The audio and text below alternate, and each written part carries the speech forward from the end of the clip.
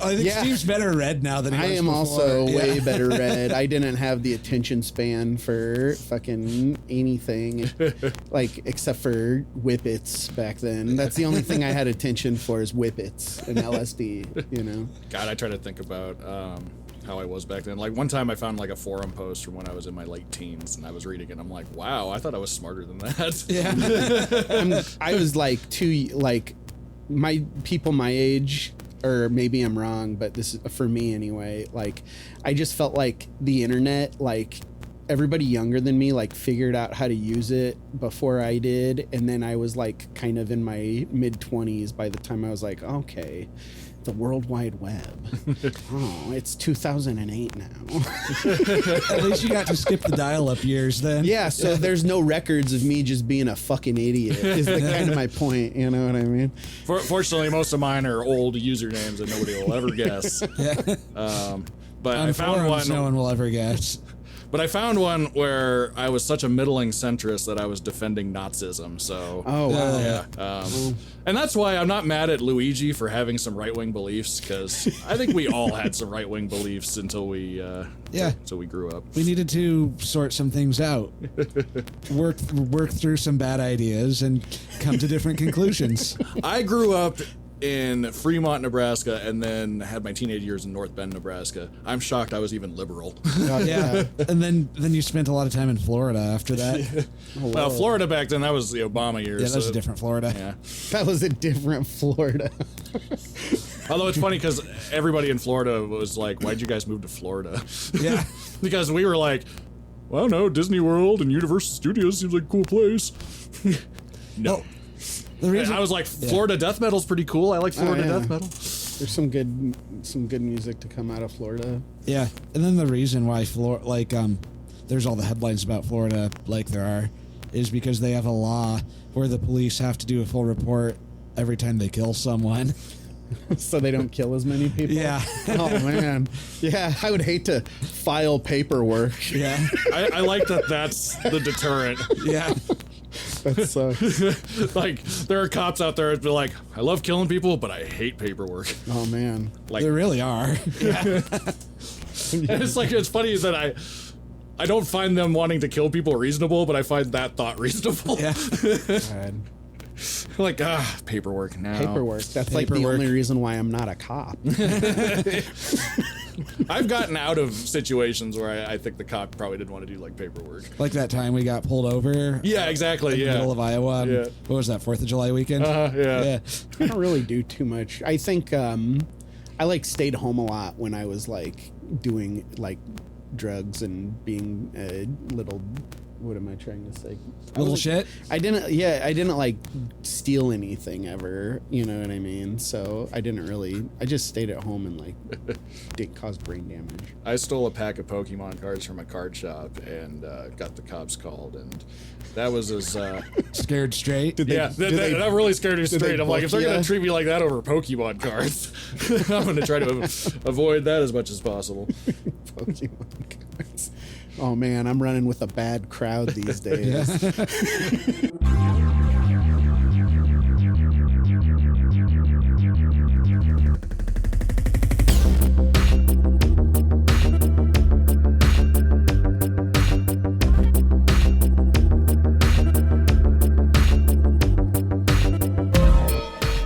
Welcome to Side 1, Side B with Dave and Steve. I'm Dave. I'm Steve. And we have a guest with us today. Introduce yourself. I'm Jacob Duncan, the one and only, and thou shalt not make eye contact with me.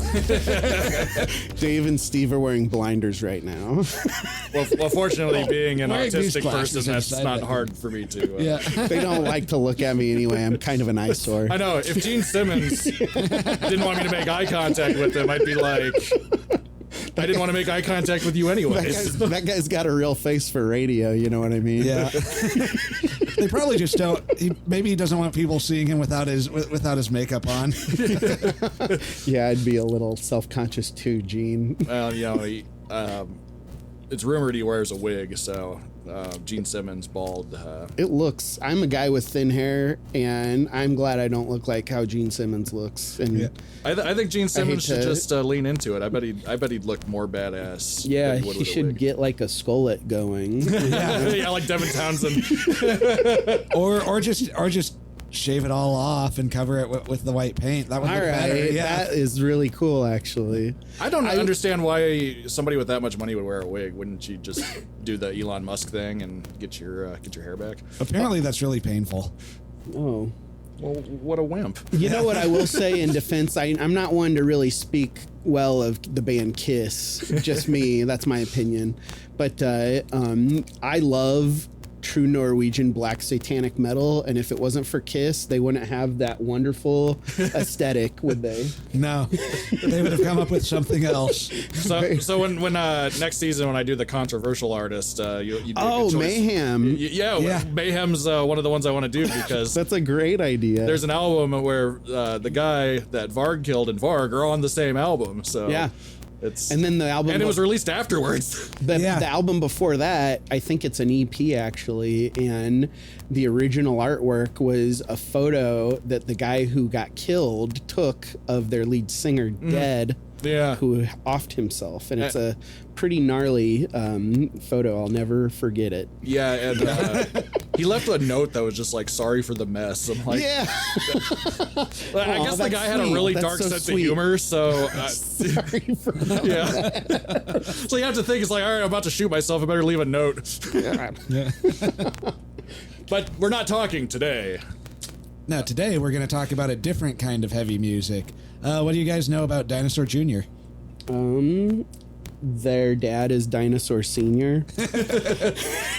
No, I know of the album that has Feel the Pain on it. I used to have that album. I don't remember what it's called, but it's awesome.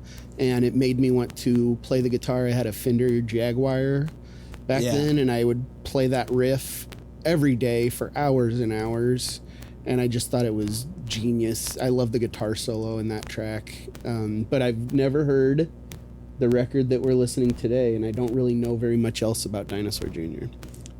Let's see. The Feel the Pain was Without a Sound. That Without a Sound. That was like 94. Yeah. That was a great record. And another thing I'll say is I went and saw Dinosaur Jr. at the Slowdown, and it's the loudest show I've ever been to in my life. It hurt my ears, and I was wearing earplugs. Yeah, I was at that show too. That was a great It show. was gnarly. It was so loud and awesome. I loved it. I felt like I was getting punched in the chest. Yeah, I love the concussion of loud music, you know? That happened to me when I saw Rob Zombie. Their bass was turned up so high, it felt like I was being punched in the chest. How long ago was that? That was 2006. I actually went to see Anthrax because at the time I was an insufferable metalhead that only liked thrash metal. So I was like, ugh, Rob Zombie. But I was also very economical. I'm like, well, if I paid to see Rob Zombie, I'm going to see Rob Zombie. And then I ended up liking it. And now I'm a White Zombie fan. So Yeah. I do like White Zombie more than Rob Zombie, but Rob Zombie has a lot of bangers too. His first solo album was great. I like White Zombie better out of nostalgia. It doesn't have anything to do. I had nostalgia for White Zombie, and then when he started to come out with solo records, I was kind of already too deep into La Sexorcisto, you know? The first White Zombie release was more like a noise rock release, so I think that'd be interesting to bring in for Dave if you haven't heard it. That would be good, yeah. But as far as Dinosaur Jr., my only thing that I can recall that I've heard by them is the Kiss cover Going Blind, which we listened to while I was setting up. What'd you guys think of that? I loved it. That was good, yeah. I thought it was way cool. I heard Melvins do a version of that, and they're like That's heavy, great too. heavy stoner rock gods. And then when I heard the Dinosaur Jr. version, I was like, oh, this is that Melvin song. And Steve said, oh, this is their Kiss cover. And I was like, oh, I seem to like Kiss as long as, and I think one of you guys spoke to this earlier, as long as Kiss is not the band performing the song. Yeah. There was a bad, or you go. Yeah, I think it's like Kiss are a very good. I think they're very good songwriters. They're just not the best musicians, maybe. They're an easy punching bag. Yeah. I just love to. Well, trashing on Kiss is a fine tradition. side one, side B tradition. We can all agree on Bad news for CEOs and talking shit about Kiss. Oh, Well, it's funny because I'm a Kiss fan, but part of it's because I know how cheesy and over the top they are. So I love making fun of It's them like with you guys. The reason why I like clowns and Ronald McDonald Yeah. and Kiss is because their shoes are big, you know? Well, and I've even seen a meme going around lately where it's just like Kiss are just boomer juggalos. Yeah, that's so true. accurate. You could have either done the Kiss route or the Jimmy Buffett route, and it was that or the other thing. So someone wanted to do like a Mac Sabbath thing, but with Kiss. What would the gimmick be? man. Since there's already a clown with McDonald. Burger Kiss. It would be all Burger King. There's not really much of a. Yeah. I think Burger King had a commissioned new metal band at one point. That tracks. Yeah. But yeah, so You have Dinosaur Jr. Oh, go you ahead. have heard one more Dinosaur Jr. song in the Judgment Night soundtrack. That's right. They did that song with Del the Funky Homo Sapien. Yeah. and that Oh was one of the man, I better gotta ones, yeah. revisit that album. It's really good. Yeah. Does it have it has Public Enemy and Anthrax doing Turn It Up, Bring the Noise, right? Or is that That's different- not on there, but all the songs are in that same vein. There's a Faith No More song on that. Yes. Who do they team up with? Booyah Tribe. Booyah. It's one I of was the- just about to say Booyah Tribe. Yeah. Just kidding. I've never heard the words Booyah Tribe in a sentence together. That's one of the best songs on the album too. It makes Yeah, I think it's my favorite one on that one. Faith No More is one of my favorite bands of all time. I don't know. I can't say anything about the Booyah Tribe because I'm not as familiar with them as they're a really good, like really aggressive rap band that paired well with metal and did kind of some metal stuff of their own later in their Okay. career. What about, isn't Onyx on there? Yeah. Yeah. Who did they play with? I'm looking at the cover. Biohazard. Oh, yeah. Yep. Also a highlight. Yeah. Yeah, Biohazard fucking rips. Dinosaur Jr. Dinosaur Jr. All right. Yeah. Well, I know that their bass player is in a band that I don't know how to pronounce quite, but I love all of the music I've heard from him. Sebadoa. Let's just say Sebadoa. Oh, Sebadoa. Lou I Barlow long will hear to this hear and correct you. us. No, he won't. Lou Barlow. Yeah. Right? And then the Jay Mascis is famous for his Wawa Chuck All-Star Converse. I don't know if that's still a thing, but do you guys know about this? Yeah. It's a shoe that you can buy and you can plug your guitar into, and instead of rolling on your heels, you can rather use the wah-wah pedal that is built into the shoes. I don't know if that's a prank or it's something I saw online. It's amazing. Yeah, We should get Andrew a pair of those. and then I did I was have about to say Sean, but Sean I feel would like use Andrew them. would utilize it more. Yeah. I will get him a pair too while we're at it. But and then I know that Jay Mascis has a signature series Squire Jazzmaster that is a beautiful white with a gold pickup Yeah. and or pick guard, I mean. And one of my students, all of my students are these like young kids who have like parents that are really cool, and so they all have like better gear than I currently have, as well as had when I was like 10 years old. Like it was pretty cool that one of my younger students who's like 10 had like the Jay Mascis series, like Jaguar. I'm like, man, that's awesome. You're already gonna rip. It's already set up for you. Yeah. But yeah, today we're going to be listening to You're Living All Over Me, which was their second record. Their first record was called Dinosaur, and their name was Dinosaur at that time, but they changed their name to Dinosaur Jr. when they got sued by a super group of aging rock stars named the Dinosaurs. Oh, Yeah, isn't that's pretty rich? It's always sad when parents sue their children. Yeah. I know. Although I think Dinosaur Jr. is a better name than Dinosaur, so Those it familial- kind of worked out. Yeah, I like it. It makes it stand out It's more. kind of yeah. like a middle finger to them, where it's like, Yeah. oh, you don't like our name? How about this? Oh yeah, we'll change our name for you. How do you like fucking Dinosaur Jr., you old bastards? Yeah. I borrow that. Yeah. But yeah, they this was their second record. They only put out 3 records with their original lineup. Well, not quite the original lineup, in that when they first started, they had a singer that they all hated, and they pretended to break up the band to fire him because they were also passive aggressive and bad at confrontation, but would always get drawn into it, which would explain the way the band fell apart later. But, yeah. Is that the? It says backing vocals by Lee Ronaldo. Is Lee Ronaldo? No, it wasn't. Lee Ronaldo is the one of the guitar players from Sonic Youth. Okay, he's just guesting. They were on SST at the same time, wherein all like the '80s punk and alternative bands were on SST. So like the same time, like not just Black Flag, but like Sonic Youth and Husker Du, and yeah. Would have this been one of the albums that all of my favorite bands listened to? Yes. Okay. This is probably their most influential album. Their first album's really good. Their third album is really good. And those are the ones with the original lineup. And their stuff after the original lineup is good. But the dynamic changes to some degree with those. And that it becomes, to a degree, more like a Jay Mascis solo thing. Like Lou Barlow eventually quit because they weren't getting along anymore. Or was fired, I don't remember which. Depends on who you ask. Yeah. The reunion lineup does have Lou in it. And... Is that would he have been on the bill when I saw them at the Slowdown? Yep, that was him. Oh, okay, cool. And then like the bass player they brought in was good, but eventually their drummer quit because Jay Mascis was a hardcore drummer before he was a guitar player. Like he basically started Dinosaur Jr. because he wanted to play guitar in a certain way and couldn't find any guitar player who would do it. Oh wow, that's cool because he's like one of my favorite rock guitarists of all time. Not not because he like is a virtuosic ripper, but just because he's got fucking tastes, man. He is always hitting those tasty licks.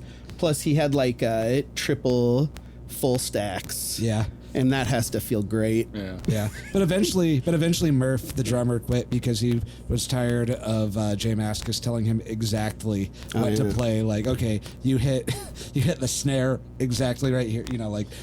Oh, he was a little micromanager. Yeah, a little. Yeah. Yeah, that's. I think that would bother me too. Yeah, I think I get it. The fact that they're one of the bands though that got back together and started making new albums and seemed to get along again, I think it meant that they worked through whatever that was. But but that was like by like the mid '90s, it eventually became like a Jay Mascis solo thing with the second bass player he recruited and Jay Mascis playing the drums in the studio and then just like a hired gun playing live. Oh, okay. Yeah. So the Jay Mascis show. Yeah. I suspect this album was probably listened to by a lot of my favorite artists as well. Yeah. Well, it was my main source for a lot of what I know about this band is from the book Our Band Could Be Your Life. There's a whole chapter on them, and it's really good. No, I have a student that gave me a copy of that book, and I haven't read it yet. But, you should read it, or at least look up the chapters of the bands you want to read about. Yeah, I just finished a book today, so that I'll probably pull the trigger on that. That seems like a good palate cleanser. At one point though, it talks about Lou Barlow like running into Jay Mascis like some point in the '90s when Nirvana hit big, and he said, "This could have been us." That couldn't have. I don't think so, but like Lou Barlow thought so, but like they didn't have the pop sensibilities of Nirvana, which is fine, but they wouldn't have hit it as they didn't have anything like Smells Like Teen Spirit that would have crossed over that way. Yeah, Nirvana had a catchiness about them that was unique to them. Yeah, I see a lot of interviews with like people from that era and that time or that place that are like, oh, that could have been us. And it's like, I don't know, guys. But maybe that's just me with my deep-seated Nirvana nostalgia. Yeah. You know what I mean? Because that's a thing. I think that this record, more than any other, is what prefigures grunge the most. It's just like, it set up what would come next with like Mudhoney, Nirvana, and Soundgarden and all them. This record? Yeah. Okay. And so like that's kind of why I wanted to do this after we did the Soundgarden episode last week. Yeah, makes sense. What album did you guys do for Soundgarden? We did Bad Motorfinger. Oh, okay. Yeah. That's an album that I'm not too familiar with, but the one with Jesus Christ Pose and Outshine. Yeah. Yeah. I'm familiar with the songs. Does it also got like Rusty Cage on it? Yeah. The Super Unknown album was a really important guitar album for me. That's great. I learned every song on that and would play it. The song of the day I tried to live is like fucking so heavy. I was really debating whether or not I should bring Bad Motorfinger or Super Unknown in. It was difficult to pick between the two. Yeah, I need to check out Bad Motorfinger a little more closely, I think. We can do Super Unknown in a future season. We try not to repeat artists in a single season, but yeah. But yeah, like, and then like, so when you were reading the contemporary reviews for Bad Motorfinger, and they were comparing it alongside like Poison and Whitesnake, it was like, I don't see that. Like, I see them more in the context of like Dinosaur Jr. and the Melvins than I do. That's it's like the Grammys where it was like Injustice for All or fucking Jethro Tull. Yeah. Jethro Tull got the heavy metal Grammy that year, which is hilarious. And the guy from Jethro Tull thought it was hilarious. No disrespect, I love Jethro Tull. Oh yeah, but I do too. That album is one of the best heavy metal albums that I've ever heard, and I don't know if it was just my age, but well, since Jethro Tull briefly had Tony Iommi in the band. That's pretty fucking metal. Yeah, he's so fucking metal that it transcended an entire decade. Yeah. And but they realized how metal they were just because Iommi was there. Yeah, that's cool. And yeah, Steve, you can look at the track list and evaluate the art some. Okay, so we got the Dinosaur Jr. Logo in purple.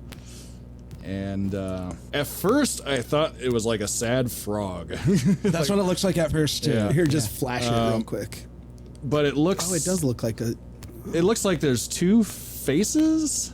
Yeah. It's like two heads stacked on top of each other. Look at the title of the album, and then it'll make sense. You're living all over me. Oh, Yeah. get off of me, dude. You're living all over me. So it's... Yeah. It's in space.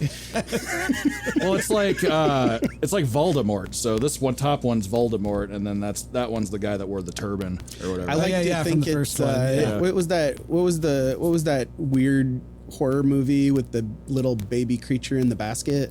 Oh, Basket Case. Basket Case. Love that movie. Yeah.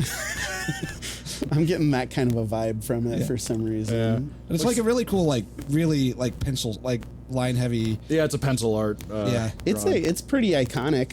I recognize the album cover, you know. It looks like it was done by Maura Jasper. So. I was going to say Maura Jasper. No, just kidding. You know who it reminds Maura me of Jasper. is Maura Jasper, you know. On the back, it's a... It's like the Predator. Yes. Yeah, it looks like... It's like what the Predator sees with the thermo vision, you know. Yeah, Well, that I have no just idea must- what I'm looking yeah. at, so... That just must mean that Dinosaur Jr. were sexual tyrannosauruses. That's pretty hot. I guess I kind of need a cigarette now. Well, I see what looks like a hand right here. It looks I'm like assuming this is like a sign. it looks like some kind of experiment with like photo negatives that made it like hard to tell exactly what it is. Yeah, you can't It's almost tell like the a Jackson environment. Pollock painting. It's like, Yeah. is it in the forest? Is it in an industrial wasteland? Is it in an industrial wasteland that used to be a forest, or perhaps an industrial wasteland that has now become a forest? Those are just some things I'm throwing out there, just spitballing here, fellas. Many things. Yeah. Or maybe it's none of those things. Yeah, it could. Maybe it's like a psychology test, and we probably just... Oh, you guys are crazy. Oh, Yeah. I see murder. I see the. Well, that's... I see that the hand murder looks of like my it's coming out of parents. a pile, so... Why are my parents fighting? And that?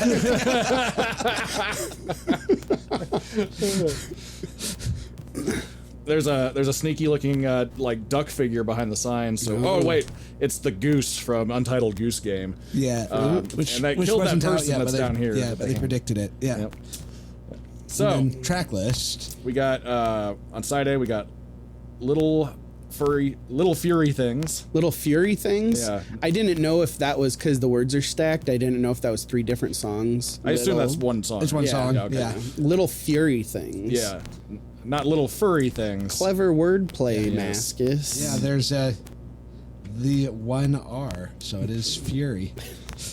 And while we have furries on the mind, just to remind everybody, from the Slipknot episode, furries, or nodding is not allowed on TikTok.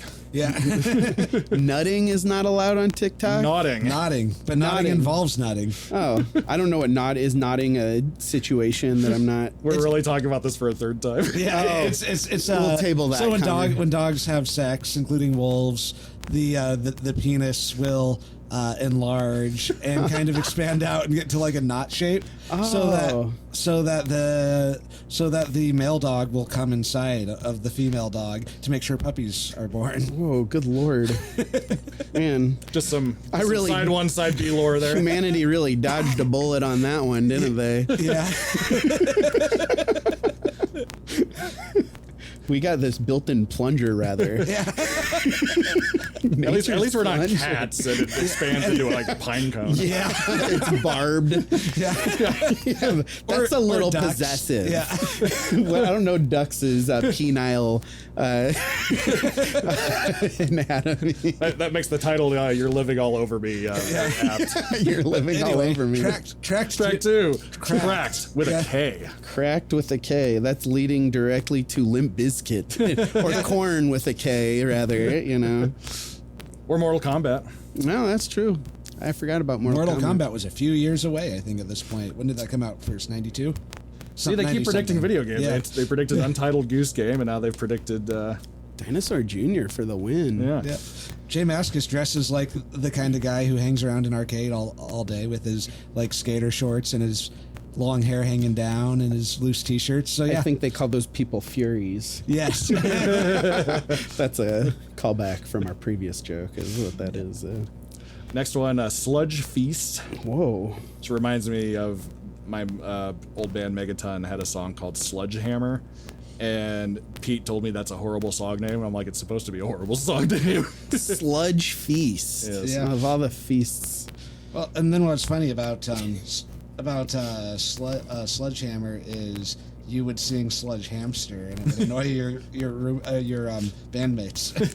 I can't get the image of Peter Gabriel singing Sledgehammer out of my head right now. He wants to be my Sledgehammer. doing it in like the low metal growl. I wanna be Sludge.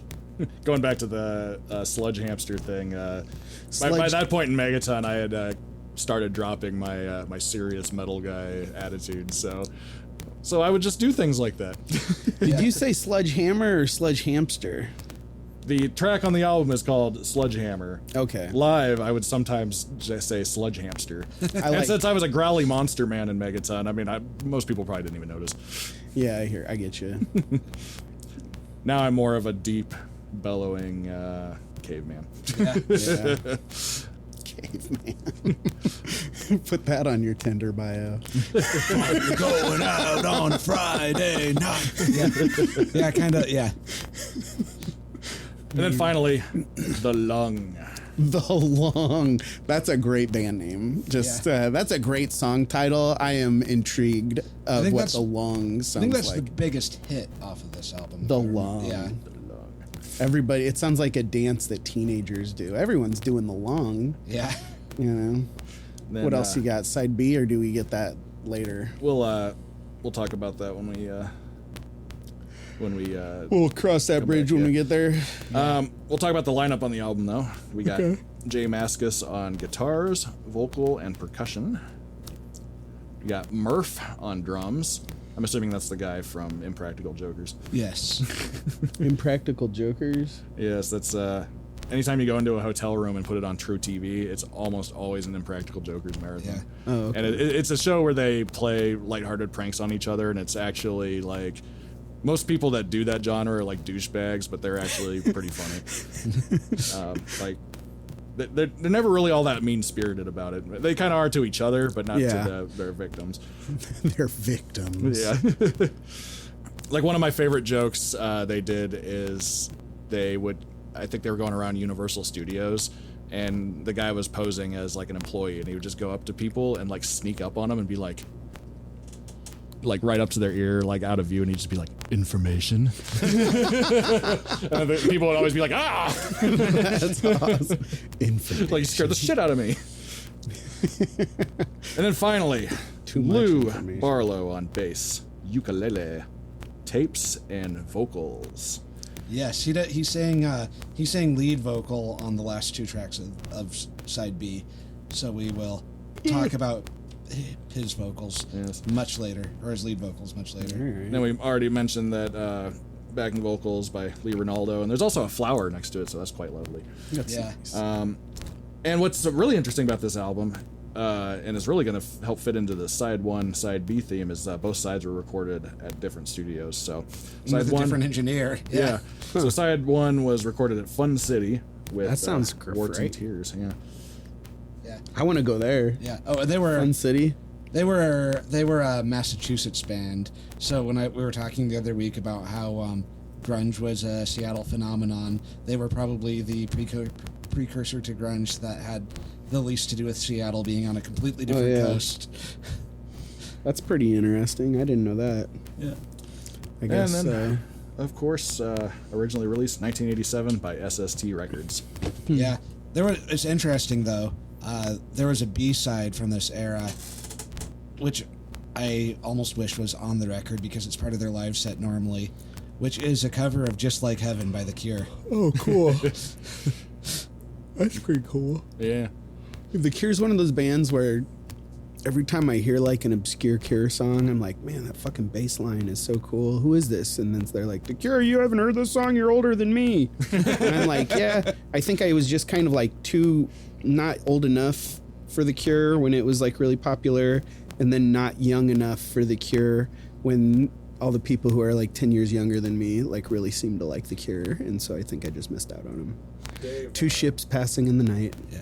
Dave turned me on to The Cure, and I binged a bunch of their catalog. I don't think I got through the whole thing, but they're one of my favorite groups, especially since I love the bass 6 instrument. Yeah. Yeah. And What's the album that I should check out? I think Pornography is my Pornography's favorite. the best one. It's also Yeah. the most depressing one. I'll have to- Disintegration's really good too. I'll have Yeah. to Google search pornography. Yeah.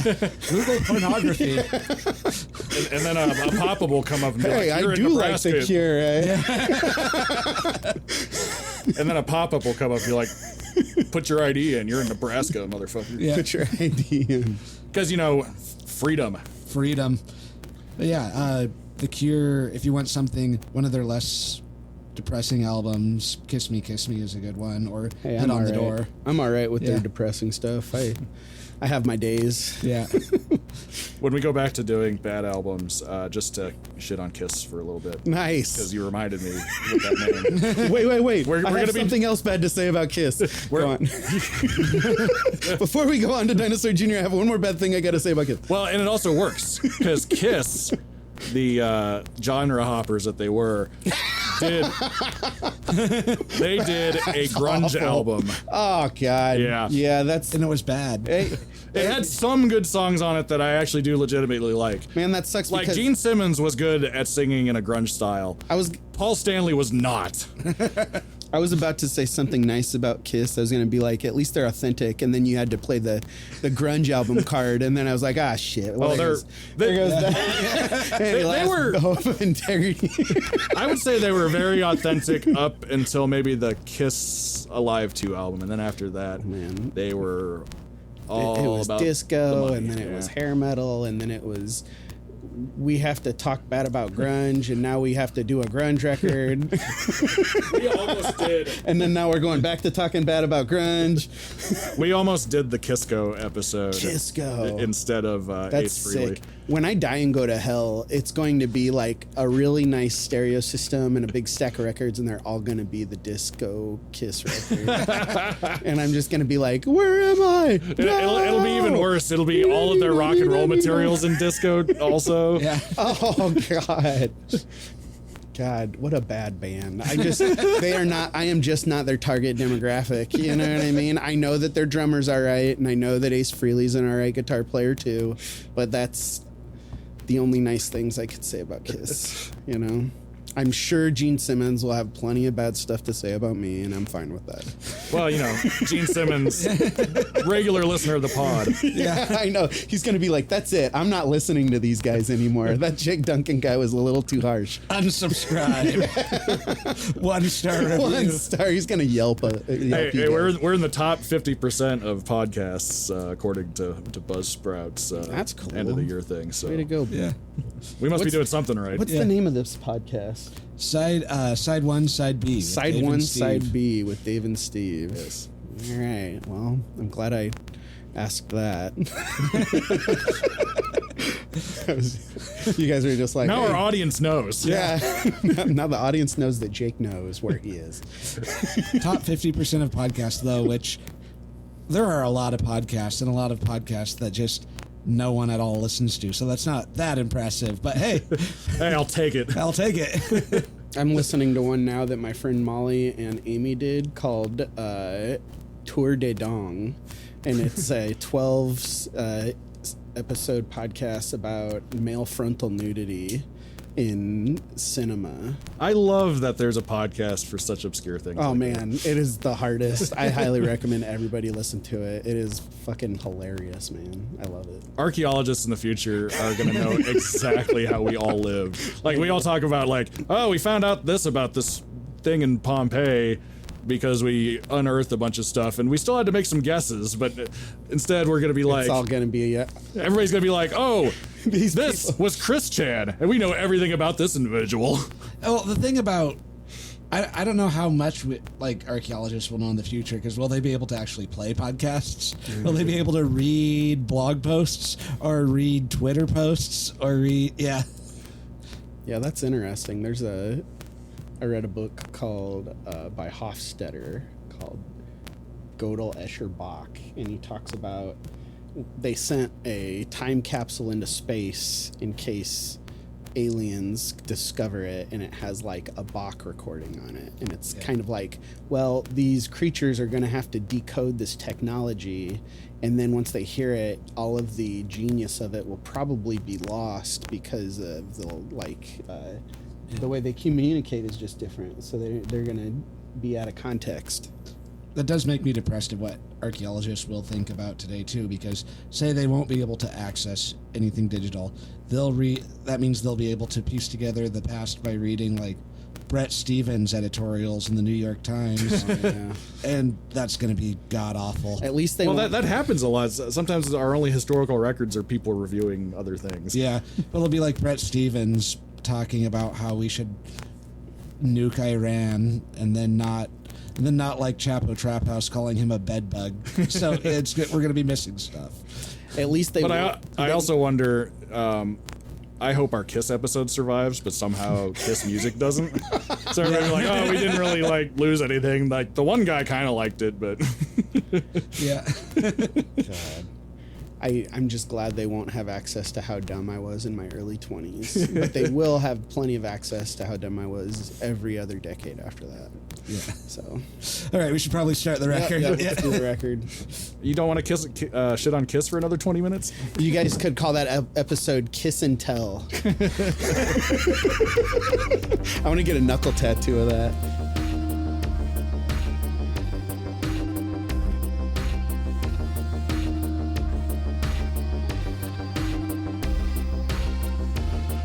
You can deal with the noise, but not a human. Yeah. It's like, all right, I'm out of here. He's like, what's the name of the record? You're living all over Living me. all over me. The cat is like, yeah, I get that. Yeah. Can relate. Well, we can tell by the way he was like pointing his ears, he was listening to it. So obviously he relates to the lyrics. Yeah. He's got good taste, this cat. He does. Yeah. Well, it's funny because whenever I pick him up, he gets like really annoyed, and if you hold on to him for too long, he does like this little like bitchy meow. So Kind of like, get off of me. Give me some space. so this album is It speaks to him on a Speaks to him, personal yeah. level. Yeah. Kind of pissy, loud music. Yeah. So what'd you guys think of that first side? I gotta say that I found it to be way more interesting than anything I've ever heard by Kiss. Way better bass, too. I just want to go on record saying that this guy's a way more interesting bass player than Gene Simmons. it's on record. Oh, yeah. Yeah. Lou Barlow's bass, though, is really good. Like, one thing I learned about it from our band Could Be Your Life was that when when Jay Mascis was recruiting him, he was like, okay, it's a 3-piece. So there's no rhythm guitar. Yeah. So I'm going to try to play bass the way Johnny Ramone played guitar. Yeah. And so it's like But he was, buzzsawing power chords a lot. the way he was moving on the bass, though, especially on that last song, The Lung, you could tell that, like, I don't know, he's got a good ear and he's got a good vocabulary. Yeah. You know what I'm saying? Like, he's not just like hitting the chord tone and kind of leaving it at that and just chucking rhythm. He's like moving around in kind of a Mike Watt kind of way. Yeah, and he does like some really interesting, you know, like syncopated type rhythms stuff too. Like, yeah, it's really interesting use of that. And then like when he does do a more traditional, you know, like single note based bass line, it always sounds interesting. Yeah, it's well placed. Yeah, sometimes as like a low end, it doesn't work quite as much because of all the fuzz and distortion. It doesn't sit all the way at the low end, but it's still interesting to listen to, and there's just such a huge wall of sound that you don't necessarily need that complete low end too. So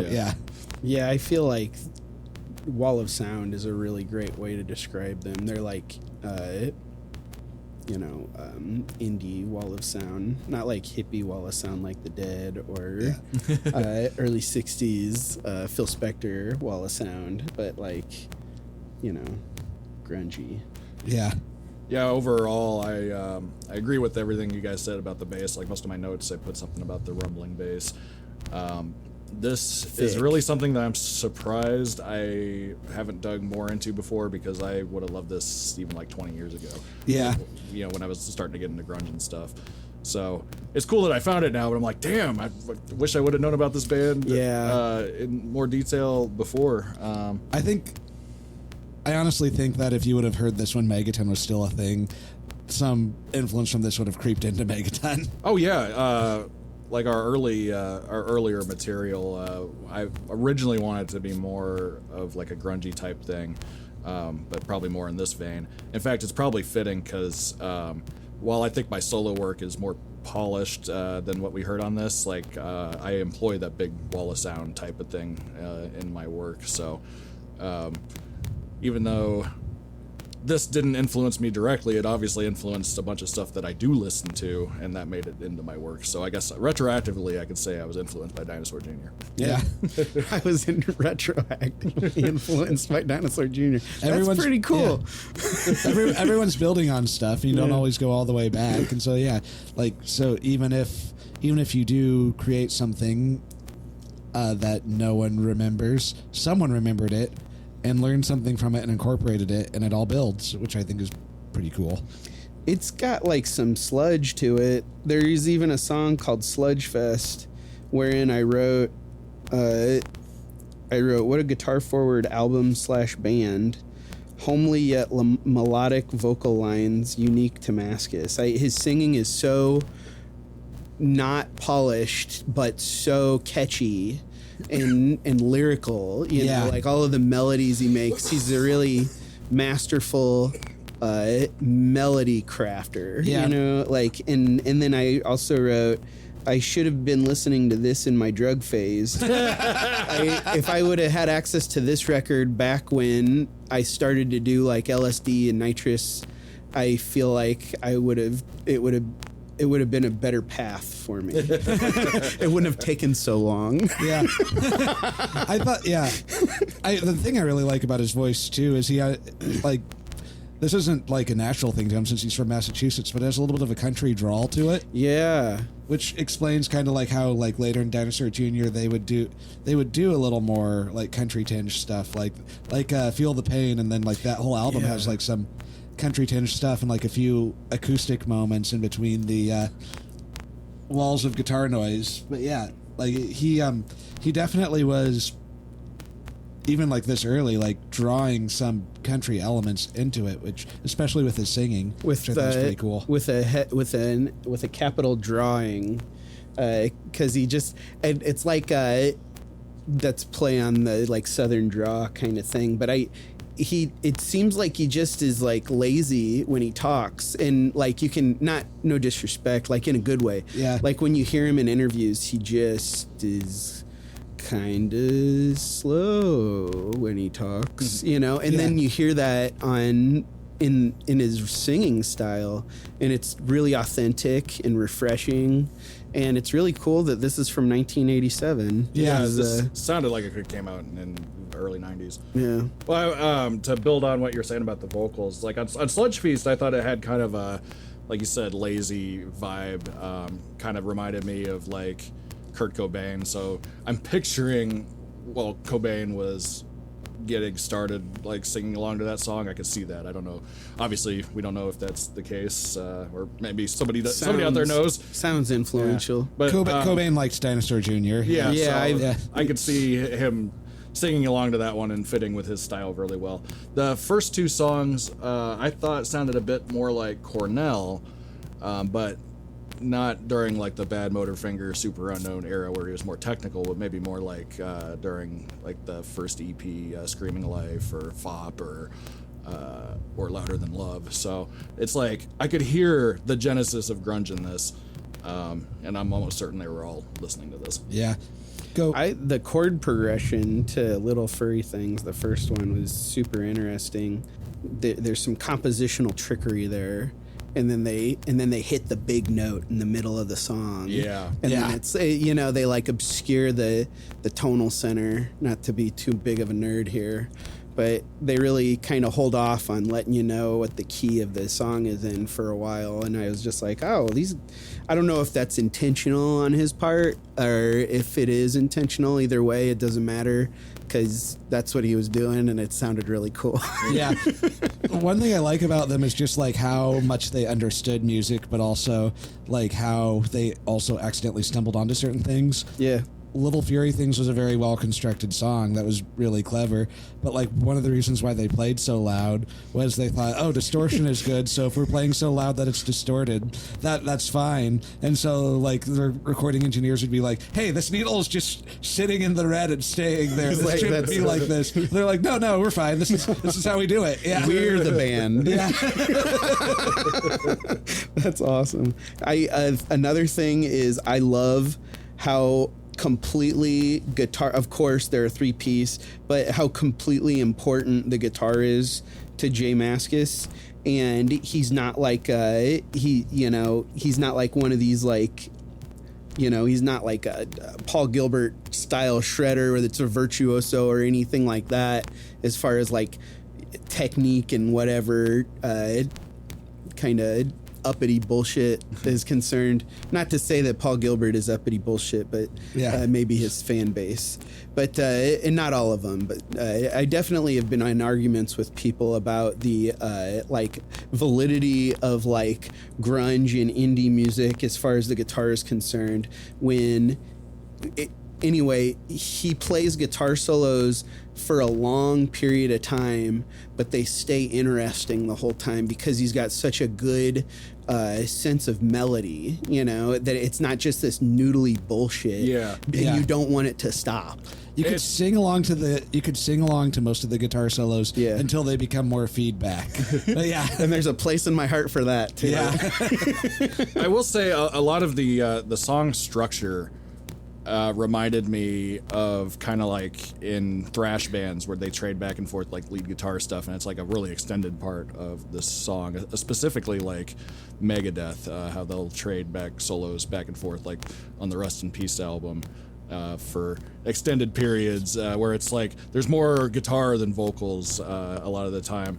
And while I don't think it compares at all like musically or song structure to that band, I do think it compares in the sense that there's a lot of lead guitar on this. Yeah. And as a lead guitarist, I love that. Yeah. Yeah. Can go to a little bit song by song. But yeah. Oh, before we go song by song, I did want to mention that I appreciated the lo-fi production on this. Yeah.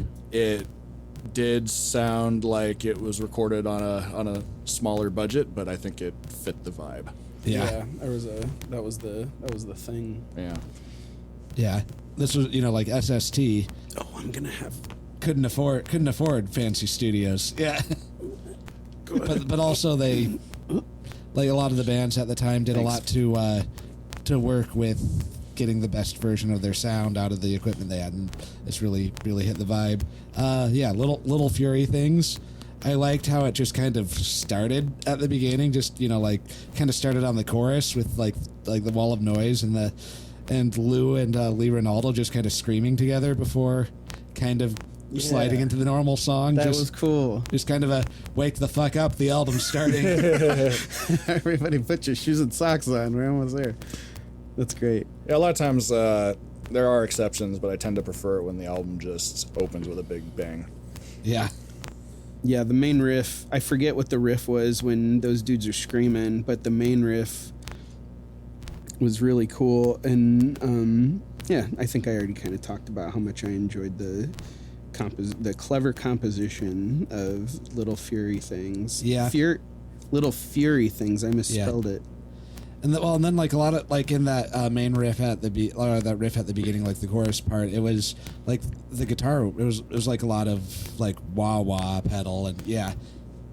I've been told that Dinosaur Jr., just because I've never really like dug deep in Dinosaur Jr. I had the one record that I listened to a lot in the '90s, but I've been told by other people that really I appreciate or value their opinion. That Dinosaur Jr. is great, and now I get it. Yeah. And Wah-Wah has been like, he had the shoes that were Wah-Wah pedals, and now that makes more sense to me. Yeah, he used it. He used it a lot. Gratuitous wah-wahing. Yeah. The adjective, or no, the verb. And I will say the wah-wah use was very tasteful. It wasn't Yeah. wanky like, I don't know, Kirk Hammett. Like, you ever see that Kirk Hammett, the floorboard of his car, where it's like Yeah. the clutch, the brake, the gas, and then the wah-wah pedal? Yeah. I've also seen photoshops of the same like shoe type thing where it's just two crybabies glued to the bottom of his sneakers. That's fucking. I also liked how like near the end of the song, to keep it from getting too repetitive, it just like got this like wall of feedback thing near the end, and that was just like, oh fuck yeah. Let's go, yeah. My biggest note on that one was I really like the haunting vocal style. It's very similar to something that I employ in my songwriting. And then next we have Cracked. This one was more of like a straightforward punk song compared to the songs surrounding it. But yeah, it was a lot of fun. And then the solo near the end was also really fucking cool. It was one of the ones where the bass started off as kind of like more of a traditional like bass line and that like bass intro, and then the guitar kind of kicked in and the bass jumps back into doing like the rhythm guitar thing that it does on most of the album. And I thought it showed how versatile of a player Lou Barlow is, which I really feel like this album really shows the strengths of all three performers a lot, even if like the guitar is the main focus. Like the way the rhythm section can hold things down is really solid. Yeah, I think that if there were, I don't know, like guitar soloing and playing like that needs the right kind of rhythm section, and these dudes seem to really get the vision, Yeah. That's a really good point. I think what is missing a lot of times in like bands where there's a lot of guitar wankery is the guitarist is the only one doing anything that's Interesting. Yeah. In theory, anyway. Yeah, like Ingve. Yeah, exactly. Yeah. And so since everything else is, because they go in there like, well, you can't play anything that'll take the distraction away from me. For me, it's like, I think it's almost kind of the opposite. In one of the songs that I've been working on, I think the solo is a great spot where not only can the guitarist like break out and do something a little more emotive, it's also a good moment where you can hear the badassness of the other musical instruments, because a lot of time the vocals end up like obscuring some of that. So yeah, to go back to like the guitar wankery stuff, if you got a weak rhythm section, then the guitar wankery is not going to be as cool. I feel like there's all these times where they're using the band. The band is the instrument, like instead of, here's the guitar solo. Okay, here's the part where we sing the words now. It's like, okay, now the band freaks out. I think we'll get to another song later where I'll talk about that a little more in depth. I've seen that happen with like solo albums from like singers too. They just assemble a weak band, and you can tell they were instructed not to play anything that'll distract from how badass the singing is. And it's like, no, your singing becomes more badass based on what's behind you. Yeah. I don't want to sit here and besmirch the name of David Lee Roth. In such a way. I'm just joking. Yeah. I do have You Eat 'em can't and try. Smile up in the collection there. Oh my god, what a good collection of instrumentalists on that album, and what a terrible album. You know? Including That'd be a good one to make Sean do. Yeah. are we on to the lung now? We're on to Sludge Feast, Sludge Feast, which you already had- talked about some, but yeah. Yeah, go ahead. Sludge Feast had some real Sabbath vibes. Yeah. Where there were some particular things where I was like, oh yeah, this is another classic case of a band who likes to listen to Black Sabbath records, but I'm all on board. I'm not Guilty. saying that in a bad. I'm not saying that that's a bad. I feel like all of my favorite, any band that I listen to ought to have that on their record where Yeah. I can hear the Sabbath. in Yeah, I've been on record. They're probably my favorite band. Sometimes it's hard for me to be like, what's my absolute favorite song or favorite album or But favorite then you band, remember but- Black Sabbath. Yeah. And like Jay Mascis's guitar playing, it does owe a lot to Tony Iommi, especially like the use of the wah wah. And yeah, like I feel like And his finger prosthetics. yeah. Just kidding. Well, I feel like his unique guitar sound was trying to combine like Tony Iommi with the Melvins. Yeah. I really like or wait, no, I'm talking about the wrong song. Yeah, I just wanted to make the comment about the Sabbath section. It's Guitar Solo City. That's a thing that I wrote. I guess every Dinosaur Jr. record is going to be Guitar Solo City, but this really was like, okay, now they're doing it. It's Dinosaur fucking Jr., ladies and gentlemen. This is Yeah. it. on what's technically their first album as Dinosaur Jr. because of the lawsuit. I'm not shocked that I'm a big fan of a song called Sludge Feast, but I put like a great sound or great soundscape, great lead, great bass tone. The shift to a lighter interlude before the solo was a really good choice. And then I've already mentioned the vocals reminded me kind of Cobain. Yeah, and then I also liked. It's also like a faster tempo than you would expect a song called Sludge Feast to be, but it still had the sludge elements to it. Yeah. But yeah, Yeah, man. and I like that little instrumental thing where I thought it was the next song for a second. Oh yeah, that little. I have a little gap in my paragraph here to indicate that there was something going on there. Yeah, just like a little musical piece. Yeah, just kind of, there was just a little like high energy headbanging part that was really cool. That was what I was referring to, like using the band as the instrument and having it not just be like this guitar feature. You know what I mean? Where they all kind of lift each other up. Yeah. You know, I really liked that song a lot. I really like your usage of the term guitar wankery. I want to produce a guitar method book called Guitar Wankery 101. It doesn't take a genius is the subtitle, and then it'll just be a picture of me on the cover. Yes. Well, it's like there's a lot of guitar wankers that I like. Yeah. But they're Who's your least favorite guitar wanker? probably Yngwie. Oh, Yeah. okay. Yeah. Neil Young. I love Neil Young's writing, and he's like in my top 3 favorite songwriters of all time. But I went to a Neil Young concert one time, and I was so excited, and then he played like a 40-minute version of Cortez the Killer, and it was all guitar solo, baby. It was the guitar solo that will be playing when I die and get to hell. Yeah. No disrespect, Neil. It looked a lot of fun. His live sets can be a lot of pointless noodling. Yeah. Exhausting. One of my favorite Yngwie moments is when I don't know if they were on a tour with Pantera or if they were on the same festival or something. But, Yngwie and Pantera. yeah, but they were in the same. Combination of the worst When I fans die that and would go to hate each heaven. other. Yeah. But for some reason, they were in the same proximity, and for some reason, Dimebag Darrell just kept going up to Yngwie and being like, "You want a donut?" And at some point, Yngwie just goes, "I don't like fucking donuts." Oh my god, So dude. whenever anybody talks about Yngwie, there's usually "I don't like fucking donuts" comment. That's awesome. I love Dimebag Darrell's guitar playing. He's one of my favorite guitar players. but I don't like anything else about the band Pantera at all, including Dimebag Darrell. Yeah. Sometime we're gonna do the Glam Terror, or at least a Glam Terror record. Yeah, they had a couple albums where they just tried to do like LA glam metal. Oh my god. They have a song called "Ride My Rocket." Oh, what's that about? Well, clearly they were fans of NASA. Yeah, it's a highbrow sci-fi album. You said the plan was to ask Clayton to do that one. What if we did Clayton and Jake? I also think Sean would be a good. Sean would be a great one for that one. Yeah.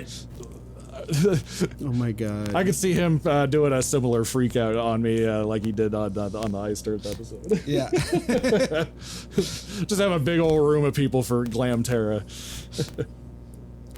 But yeah, then the Lung was the poppiest song, so I understand why it's kind of like was like the big hit off the record. The Lung. But it was a great song. I loved it. Yeah, it gave me Broken Social Scene vibes. It sounds like if I were in a room with Broken Social Scene, I'd say, "Could everybody be quiet, please? I have a question to ask." And then, because there's like 14 of them. Yeah. There was it sounded like something that Broken Social. It sounds like Broken Social Scene listens to Dinosaur Jr. Oh, most definitely. And then the bass, they used the band in an arpeggio in a really clever way that I felt was very gratifying, and I gotta give them props. Dinosaur Jr. is way better than I thought they were. Yeah. I can't believe it. I'm 43 years old and I'm a guitar player professionally, and I'm just like learning that I should have been listening to Dinosaur Jr. Oh, I know. I would have It's a eaten long this time shit ago. up in my early 20s. I like it that there are so many bands out there that there's always something that can surprise you, though. Yeah, I like being a latecomer to things, you know. Yeah, Typical guitar player. Yeah. for this one, I thought the cool fuzzy tone was really cool on this one. And then to go back to your comment about that other group, I thought it was funny how when you said they had 14 members, and I said, "Well, come on, Slipknot, get on their level." And you just said, "How did you describe it?" I said, Broken Social Scene is like hipster Slipknot. And instead of silly masks, it's like scarves and side parts, you know, and mascara. Yeah. I do feel like the Lung, like, And shivering. yeah, I do feel like the Lung combined like everything that was going on. Like the first three songs were kind of different in a lot of ways. You had kind of like you had like the punkier song with Cracked, and then you had like Sludge Feast, and then you just had like a Grand Sweeping Statement with the opener Little Fury things. But the Lung kind of combined all of that and added more to the sense of melody and made it like poppier as a result. And like I felt like it really felt like a culmination of everything that it had built up to. And being in 1987, it really sounded like it was leading towards the 90s directly. You know? Yeah. Being born in 1987, I'm glad to have that on my year I was born list. You and Yes. Taylor Swift. Yeah. Is she 87 or 89? I think it's 89 because she had the album damn it, named just 1989. forget. Yeah. Just edit that part out. You know. I wonder if Taylor Swift's ever listened to Dinosaur Jr. She should. She should call me, and I can go hang out with her, and we can listen to Dinosaur Jr. and we could go on to lunch, and she could buy lunch. Taylor Swift. She can buy lunch because she can afford it. Yeah. Did you ever hear that? Taylor Swift, we know you're listening, so Yes. you're invited onto the podcast to listen to Dinosaur Jr. So just have your publicist get a hold of us, Yeah. and we'll get it taken care of. Did you ever hear there was that album that Taylor did, and then there was the Ryan Adams version that he did of that album, but then there was a Father John Misty version of the Ryan Adams version, but the Father John Misty version he did in the style of Velvet Underground, and it sounds exactly like a fucking Velvet Underground record. It's so great. Yeah. But then he took it down a couple days later and put out this note that was like, Lou Reed came to me in a dream and told me to take that shit down. I can actually see the ghost of Lou Reed contacting Father John Misty for that. Yeah. So I did get to listen. It was on Father John Misty's SoundCloud for like 48 hours. Fun And I fact. did listen to it. I bet you can pirate it now. Yeah. Now that we endorsed that. Yeah. Fun Lou Reed fact. I guess Lars Ulrich did something during Lulu that pissed Lou Reed off enough that he challenged him to a street fight. Whoa. No. Man, Lou Reed could have just... Lou Reed would kick Lars Ulrich's ass even at that age. One thing I really like. Lars Ulrich would have sued him. Yeah. One thing I really like about this episode so far is Lou Reed and Black Sabbath have come up, but it has been neither of us that have brought them up. I'm in good company here. Yeah. You know? Like, no, I love Lou Reed. He's one of my favorite people of all time. Oh yeah. Did you listen to the record he did with Metallica? No, because I love Lou Reed, and he's one of my favorite people of all time. We're gonna do it for episode 100, Yeah. and we're gonna listen to. I think I'm getting my hair done that day. We're gonna be doing Metal Machine music, and then Saint Anger, and then Lulu to lead up to it. So like 98, 99, and 100 will be. Oh, nice. Will be like what's generally considered the. I don't know if Metal Machine music is the worst Lou Reed record, but it's the least approachable. Yeah. Yeah.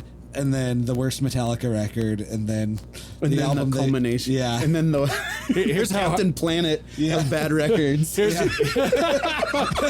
by your power combined. I'm hardcore enough that when I found a copy of Saint Anger for $15, I bought it for the podcast. I mean, Hardcore something. $15 is a steal for a record anymore. Yeah, that's true, unfortunately for me. Hey, they tuned down, or they toned down the snare drum a bit on it, so there's something. There was some So it's backlash, better. I hear. Yeah. One of the funniest things I've seen, like, on the internet, because people just do things on the internet and post them, is someone remixed the entirety of Master of Puppets, I think it was, but they edited out the snare drum and put in the snare drum from Saint Anger. Oh, gross. That's a joke on a specific demographic of people. Yeah. You know. I think the point they were trying to make was, hey, maybe this album could have been good if it had a better snare drum sound. But yeah. There are songs I like on that album, but Which one? basically just the first three. Oh, Saint Anger? I like Yeah. the Frantic, I like Saint Anger, and I like Some Kind of Monster. And then after that, Well, I feel will not bad for comment- Metallica because they wrote for, like, right off when they were, like, super young, when they had the rest of their lives ahead of them. They wrote 4 of the greatest records of all time. Yeah. And then they just have, of course, how could you just keep that going? No Yeah. fucking way. Yeah. You know what I mean? Like, so I always kind of, like, I know it's fun to bag on Metallica, but look on the bright side. They're not Kiss. Yeah. and they put out good albums since Saint Yeah. Anger, which Yeah. is shocking. yeah, Yeah. their last 3 I thought were pretty good. Also, a fun fact about my youth: back before I realized what bands actually were, for some reason, I had it in my head, and I would have been like between like 5 and 8.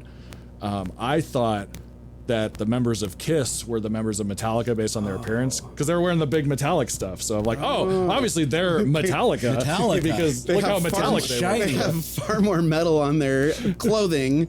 That's the only thing metal about Kiss. Yeah. Is their clothing. It's also funny, That too, because sucks. Metallica is the most, like...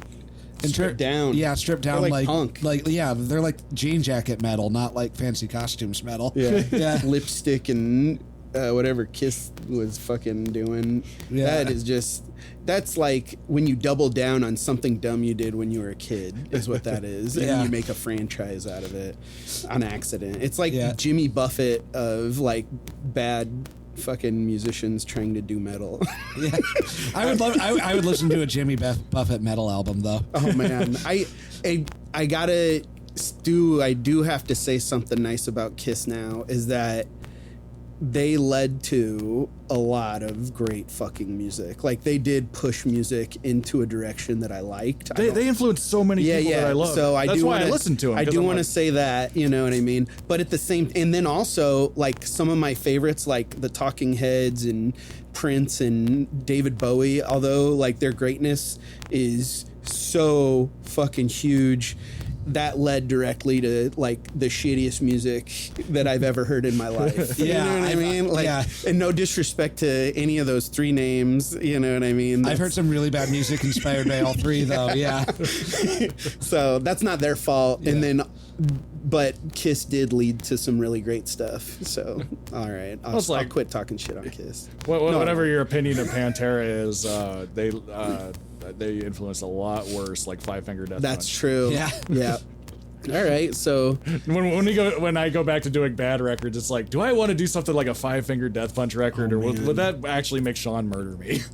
God, Five Finger Death Punch. I've seen them alive. They're in a genre of names that I can't like single out their music because it's just, you know, like it's. You go to Taco Bell and you might be listening to Five Finger Death Punch, but you don't know. You just know it sucks. Yeah. And then you're like, is this Buck Cherry? I don't know. What's going on? You know, I was about to compare them to Buck Cherry myself. We're on a wavelength here. Nah, there's not enough. Like the word bitch is not in the song enough to be Buck Cherry. Yeah. So it does not sound like this must be by power of deductive reasoning Five Finger Death Punch. Does it sound like it's being sung by Freddy Krueger or Michael Myers? If Freddy Krueger, it's Buck Cherry. Oh my God. If Michael Myers, it's Five Finger Death Punch. Because it's incomprehensible. I'll say this about the Five Finger Death Punch show that I saw. What's very entertaining about them is it feels like somebody took every metal cliche and packed it into one band, because you know you got your aggro singer who came out in a bulletproof vest. Their microphone stands had like trench bags for like trench machine gunners around the microphone stand, like in World War I. Yeah. And you know they just made it look like, you know, oh, we're in a war zone, like kind of stuff. And he comes out in a bulletproof vest. And then at the end of the song, of course, he takes it off because who's going to play an entire show in a bulletproof vest? Yeah. And he goes, could you Dimebag Darrell should have. Oh, God. Whoa, dude. We're going to get killed for that one. That was such an awesome joke. I'm just sorry that I didn't think of it first. I'm just sorry Dimebag Darrell didn't think of it first. Oh, my God. And then... and then after he took it off, he goes, "This is what they give you when you make a lot of enemies." And it's like, how many enemies do you think the Five Finger Death Punch singer has made? Oh, God. Enough. I mean, he's made enemies, but do you think he's made enemies that want to shoot him? No. He's made. Like, do you think Luigi would have went after? He made enemies with people who don't like the NRA.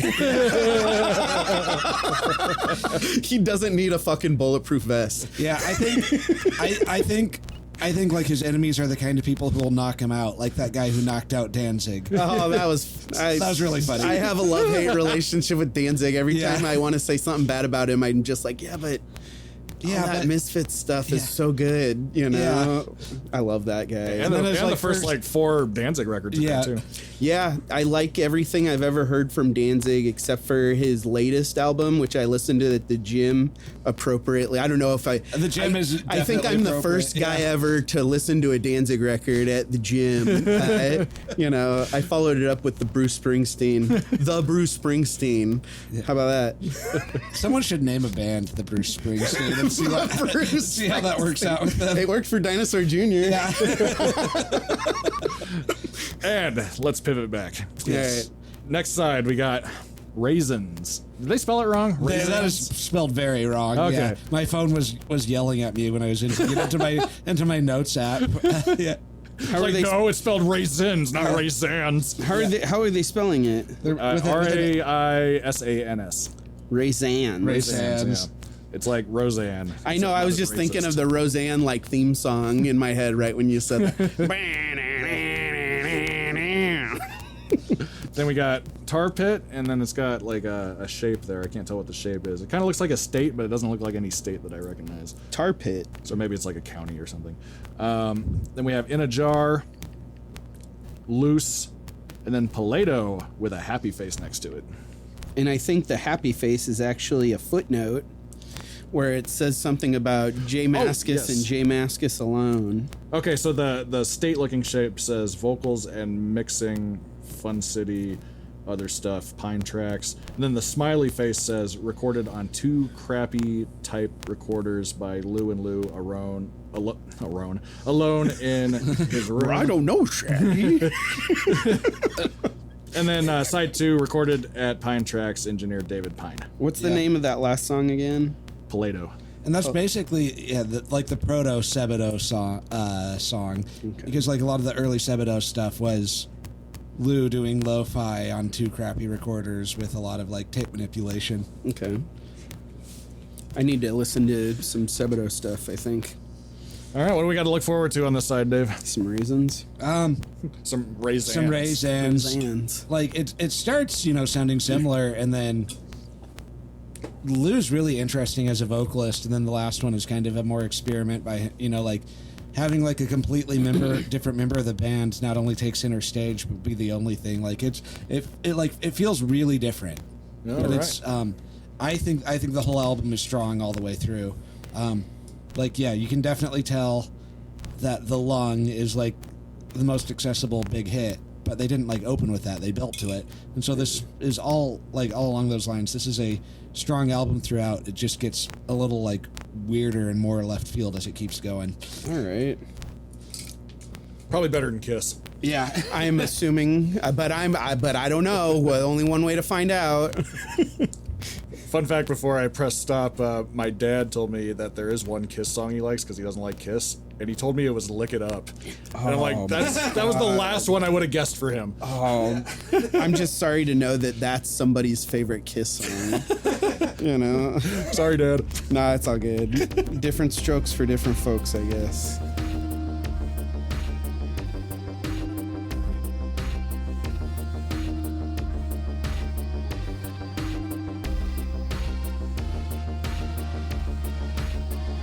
All right, that is a great record. I need a copy of that record. Yeah. That would be on rotation. I am at the place in my record collection where I'm like, all right, Jake, you need to fucking be very selective from now on because you're running out of space and your back hurts. If you have to move, you have to take these with you. So choose wisely.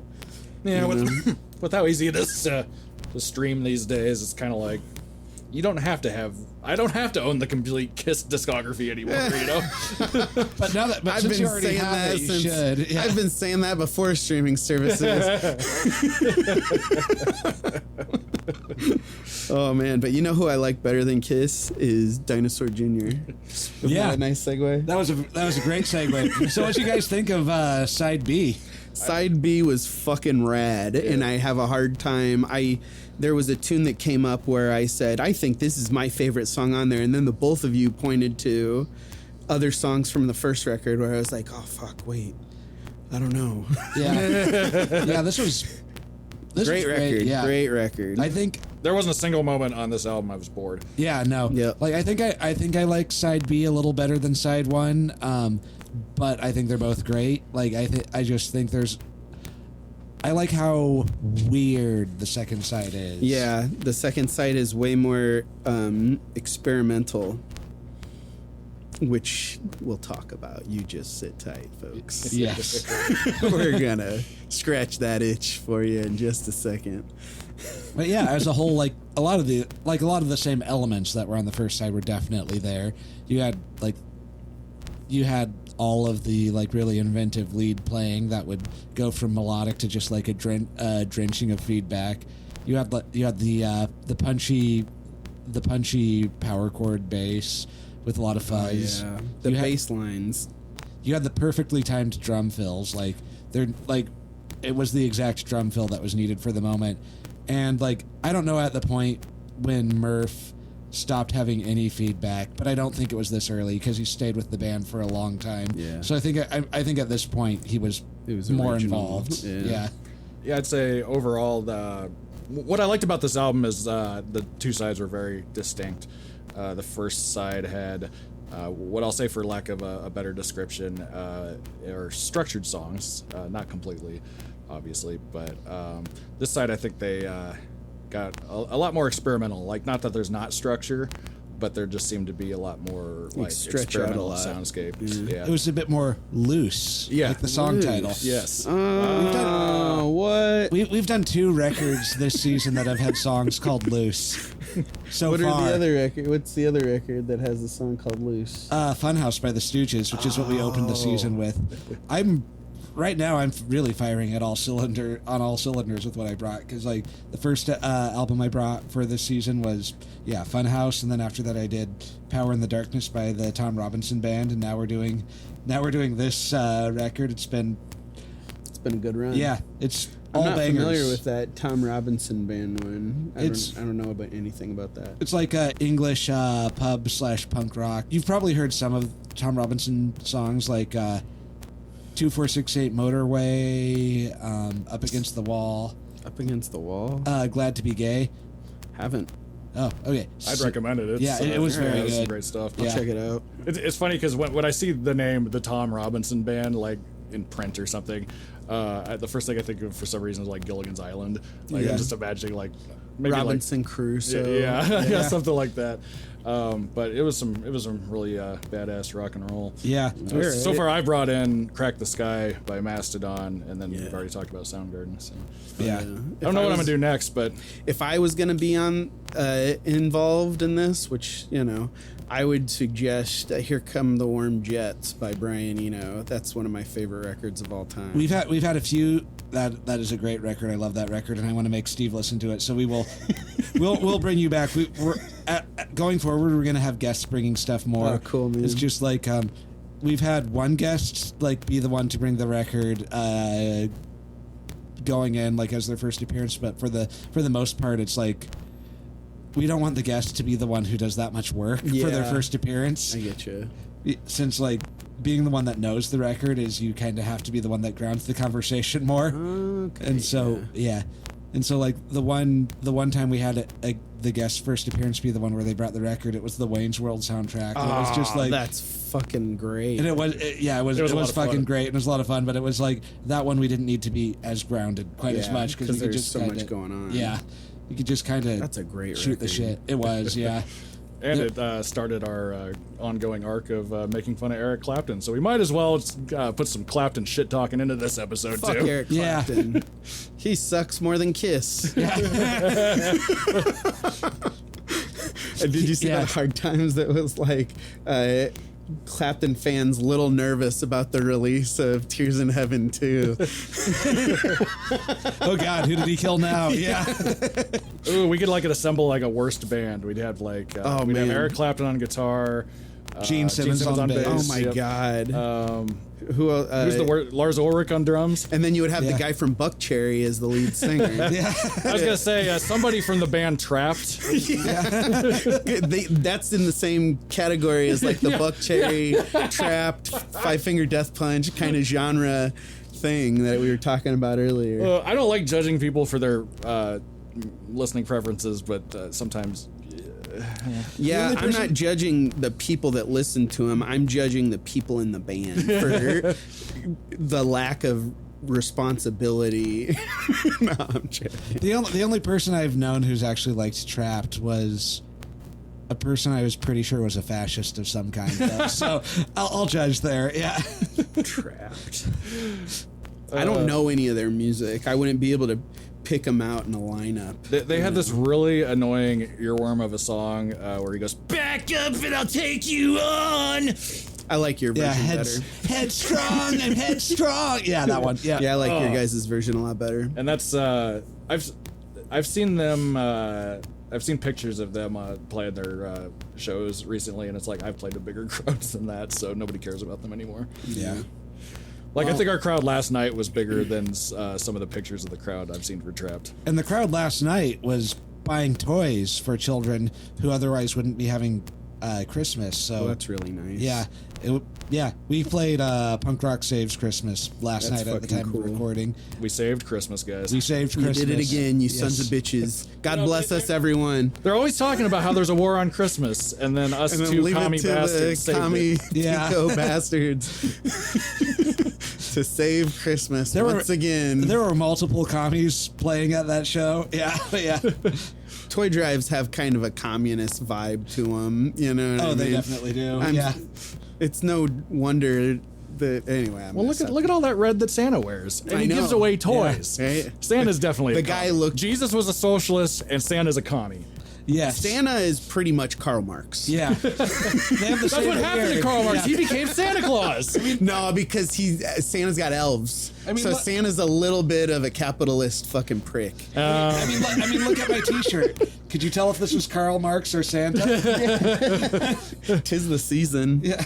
Well, you know, the elves aren't necessarily subordinate. Perhaps that's true. Perhaps they're unionized. I'm sure Santa treats the elves very, very good. Well, what was the last like Christmas classic movie that was made? It was probably Elf, right? Yeah. Ed Asner played Santa. Ed Asner was a pinko. Wait, who's Ed Asner? He's that one actor who. He has a voice a lot like this. Is he in the Ratman Diaries? No, that was Ernest Bergman. Oh, okay. No, but he was. Here, I'm gonna look. He was in Freakazoid. He played the chief of police in Freakazoid. There was a one of the Santa Claus with Tim Allen sequels. He got replaced by a robot that had a Stalinist uniform on. So we had the tanky version of Santa Claus. What I'm? Oh, he was the old man in Up. The old guy in Up. Yeah. Aw, Ed Asner. What the hell else did this guy do? I don't know, but he wrote a book where he was talking about all the different political issues that he cared about, and when he talked about guns, he was like, "I own 2 guns, and I got my first one when I got a death threat for speaking in favor of the Sandinistas in the 80s." Oh. So yeah, that guy's cool, man. Yeah, I dig him.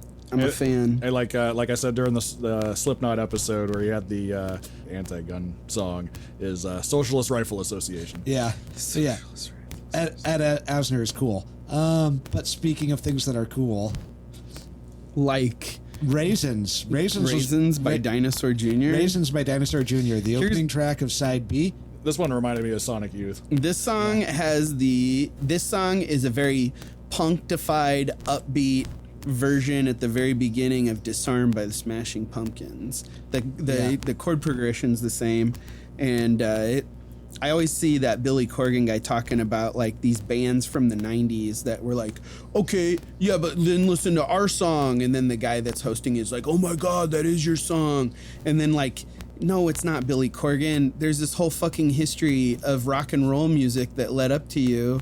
And here's the point in case. So now what am I supposed to be like? Oh, Billy Corgan was ripping off Smashing Pumpkins, and Nirvana was ripping off Smashing Pumpkins, and Dinosaur Jr. What did I say earlier? I didn't mean Billy Corgan was ripping off Smashing Pumpkins. That'd be absurd. Yeah. You know. But you get my point. Yeah. I just think that guy needs to kind of take his head out of his own ass sometimes. Oh, he definitely does. But also, I like the song Raisins by Dinosaur Jr. better than I like the song Disarmed by Smashing Pumpkins. And that said, I'm a huge Smashing Pumpkins fan. I love the album Siamese Dream with all of my heart. That's a good album. You know. Yeah, Siamese Dreams and then Melancholy are both like fantastic albums. But the first 2 tracks on this record sounded like songs that were on Siamese Dreams, but back in Dreams plural, Siamese Dreams. I'm saying that to all of you Smashing Pumpkin enthusiasts out there. Siamese Dreams by Smashing Pumpkins. Anyway, the first 2 songs, Raisins and Tar Pit, definitely sound like something that maybe, dare I say, Billy Corgan listened a lot of. Yeah, mayhaps they were at least stewing in the background of his brain when he was writing other songs like Disarmed. Yes. Well, there's only 12 notes. Yeah, there is only 12 notes. You're eventually going to accidentally copy someone, like the time I accidentally copied one of your solo songs, having never heard it. Yeah. I mean, I could have been copying one of yours for all we know. For all we know. I had an instance one time. You had that one laying around for a while too, right? Yeah. that was one of the Gong Farmer songs that I wrote in like late 2019, and that we were working on practicing, and then the pandemic happened, and then the band broke up. See, I wrote mine like right around the same time, so we just came up with the same chord. Or mine was more of like a single note progression, but and that might actually be my next single is that song. I had my grandpa pointed out to me one time when I wrote a song that it was just Blowing in the Wind by Bob Dylan, and it was like, I thought I had like a fucking hit. I was like, oh my god, this is my ticket to the big time. And then I went over to my grandpa's facility. He was in like a dementia, Alzheimer's kind of facility. Yeah. And he just started singing Blowing in the Wind while I was playing the song for him, and I was just like, oh my god, this sucks. What was the song that they were playing between sets over the PA system last night, where I just started singing "Don't Stop Me Now" by Queen along to, because it was the same song? Oh, I don't remember. Yeah, but it was the same song. Megaton accidentally ripped off a Slayer riff. Well, by Megaton I mean me, because I wrote it. And I remember Mario had a hard time, because I was just like, I ain't changing it. So so Mario had a hard time, like, because he was more familiar with it than I was, so he had to like change his drum beat, and like he just kept naturally playing the Slayer drum beats. That happened to Dinosaur Jr. I mean, they did have to change their name to Dinosaur Jr. Yeah. for this record. Yeah. But yeah, Raisins I think was my favorite song on the whole record, not even just this side. I liked how it didn't really have an intro, it just kind of kicked in. Definitely on the punkier side of the songs on this whole thing. This track had the first taste of the experimental, where there was an incredibly watery vocal interlude with some like serious kind of tape effect. Yeah. That I'm thinking Lou Barlow was probably pretty. Yeah, there was a lot more texturing like that on this side. There was also an instance in this song where there's these like David Grohl style drum fills that gave me like Everlong vibes during the chorus. Just a long ass drum fill that lasts for a really long time and then leads to the kind of turnaround, you know what I mean? And it was just very, very amazing. I loved it. I think that's why this was my favorite song, though, because it was like one of the punkier songs on the album, but it was also like the first one to get really weird with the experimental aspect. So it's just like, hey, this is the kind of music I write. This is my favorite. Yeah.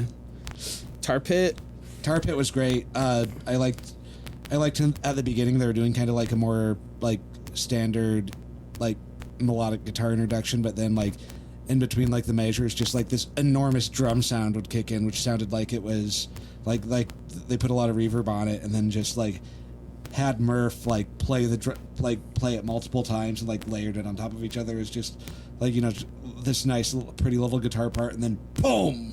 Yeah, I thought the chords on the guitar sounded huge on this one too, and they were either modulated or they were tuned in a way that's different. Did you pick up on that too? Yeah.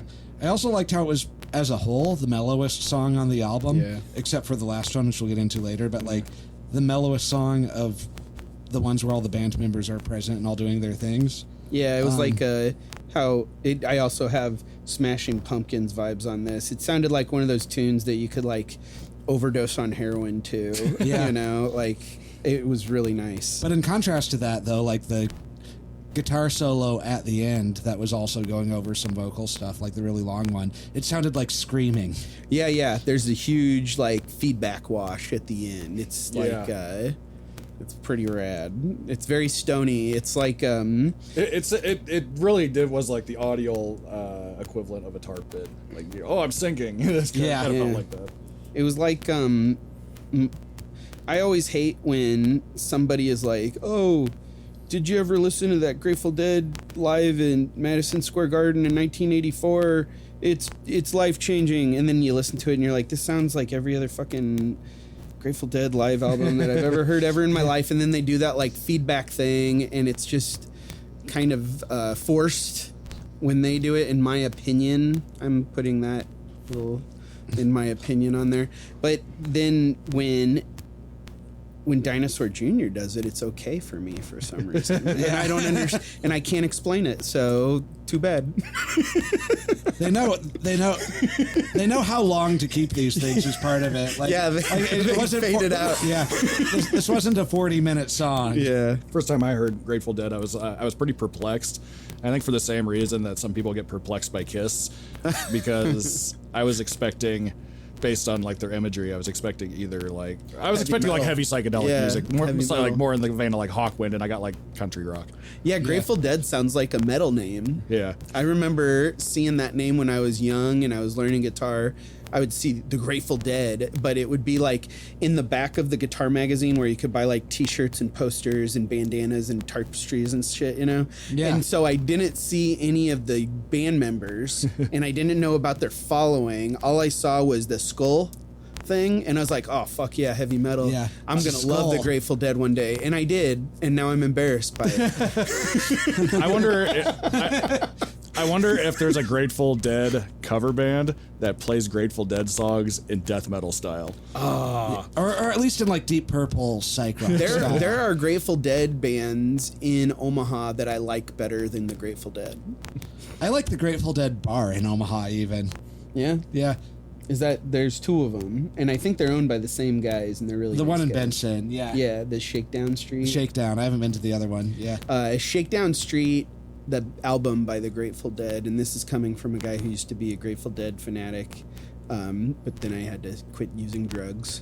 But like, I will say that the album Shakedown Street by the Grateful Dead is like a Kiss level disco attempt, cash grab bullshit thing where it's like, oh, the Bee Gees did a lot of success, we should do a disco album. Kiss is doing it even. Hurry, we're the Grateful Dead. I think of the they do Dancing in the Streets. Is that what we need? Another fucking a disco version of Dancing in the Streets? Yep. Grateful Dead, come on.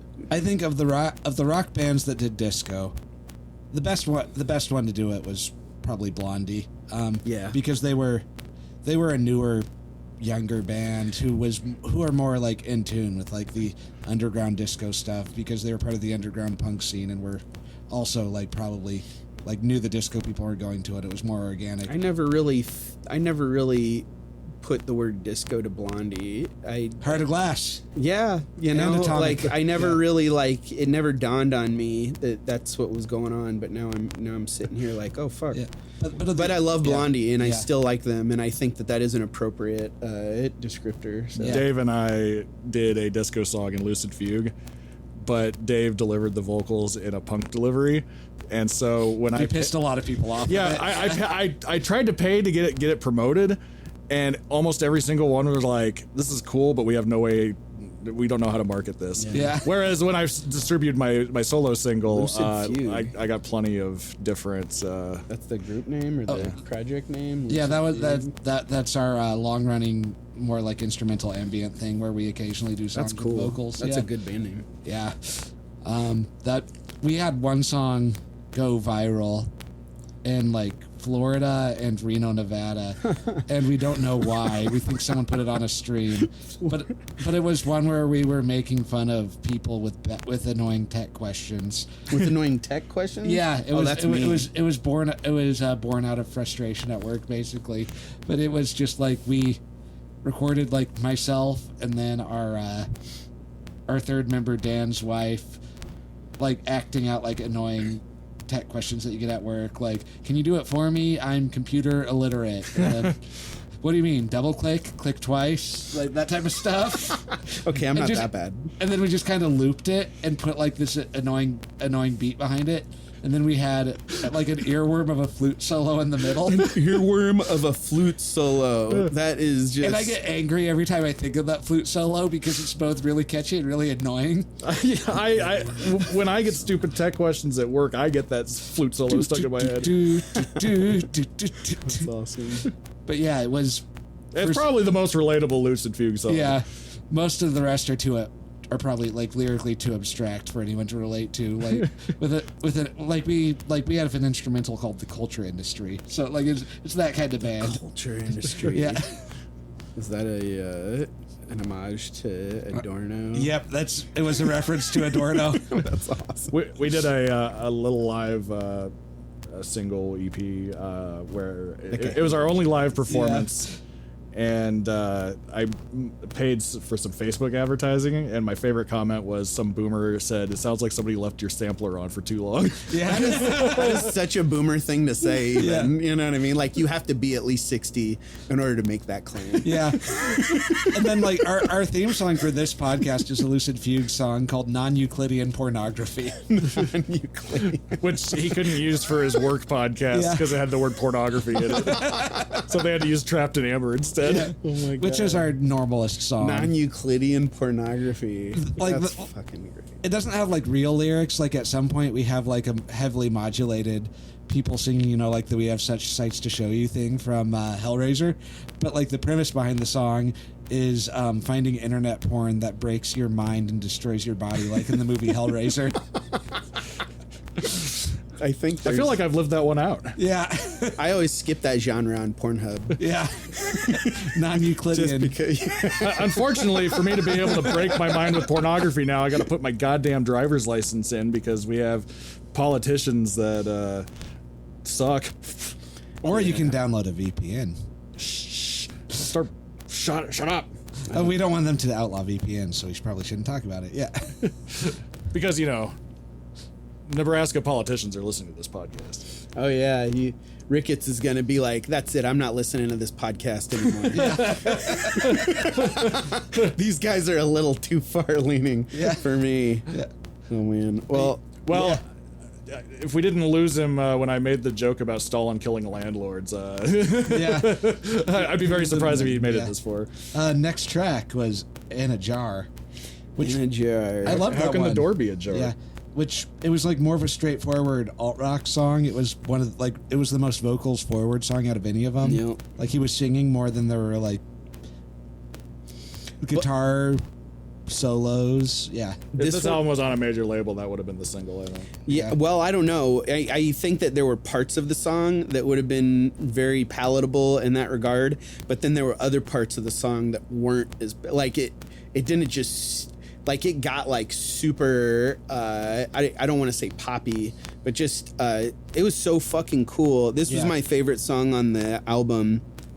It was my second favorite. I really love the build up too. It started off, it gave me like, it sounded like it could have been on an episode of Pete and Pete, Adventures of Pete and Pete. Yeah. The bass tone, he was doing these like things that I like where he like hits the tone of the chord and then like plays the 3 and the 4 against each other, against the tonic a lot, and that has like Mike Watt vibes, and I love it. And then the tone just sounds amazing. And then they drop these like fuzz bombs. They drop this one fuzz bomb where the whole song just culminated to this point, and you think that that's the climax, and you're like, fuck yeah, this rips. And then they turn it to there's another climax that happens, you know? And I was like, oh, wait, not that. Whoa, you know what I mean? Like, I got my ass blown out on that one. And so that was really exciting to have your ass blown out, of course. Yeah. And but then then it like kicks over. When it kicked over off of that, that's when I was like, oh, yeah, this is why it wouldn't have worked on the radio. They went back to the vocals pretty much, but it was after this extremely climactic part. It's funny, several times on this album there were moments where they did kind of like fake out stuff, and it was awesome. But when we reviewed for our season finale last season, we did Def Leppard's Pyromania. Oh my And they did it several times, and all it did was piss all of us off. Yeah, there's a right way to do it, and We're like, God damn it, there's more of this? Yeah. Yeah.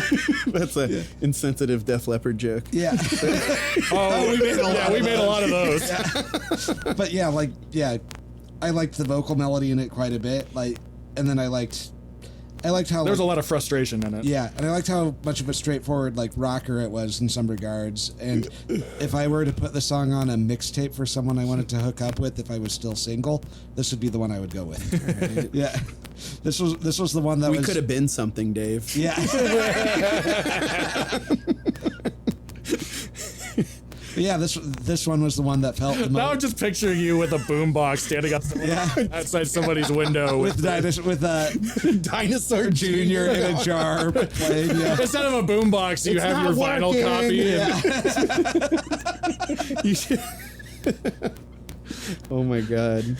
That is funny. Okay, how about Loose? Does anybody have anything more to say about In a Jar? I think I got said it. it. Yeah.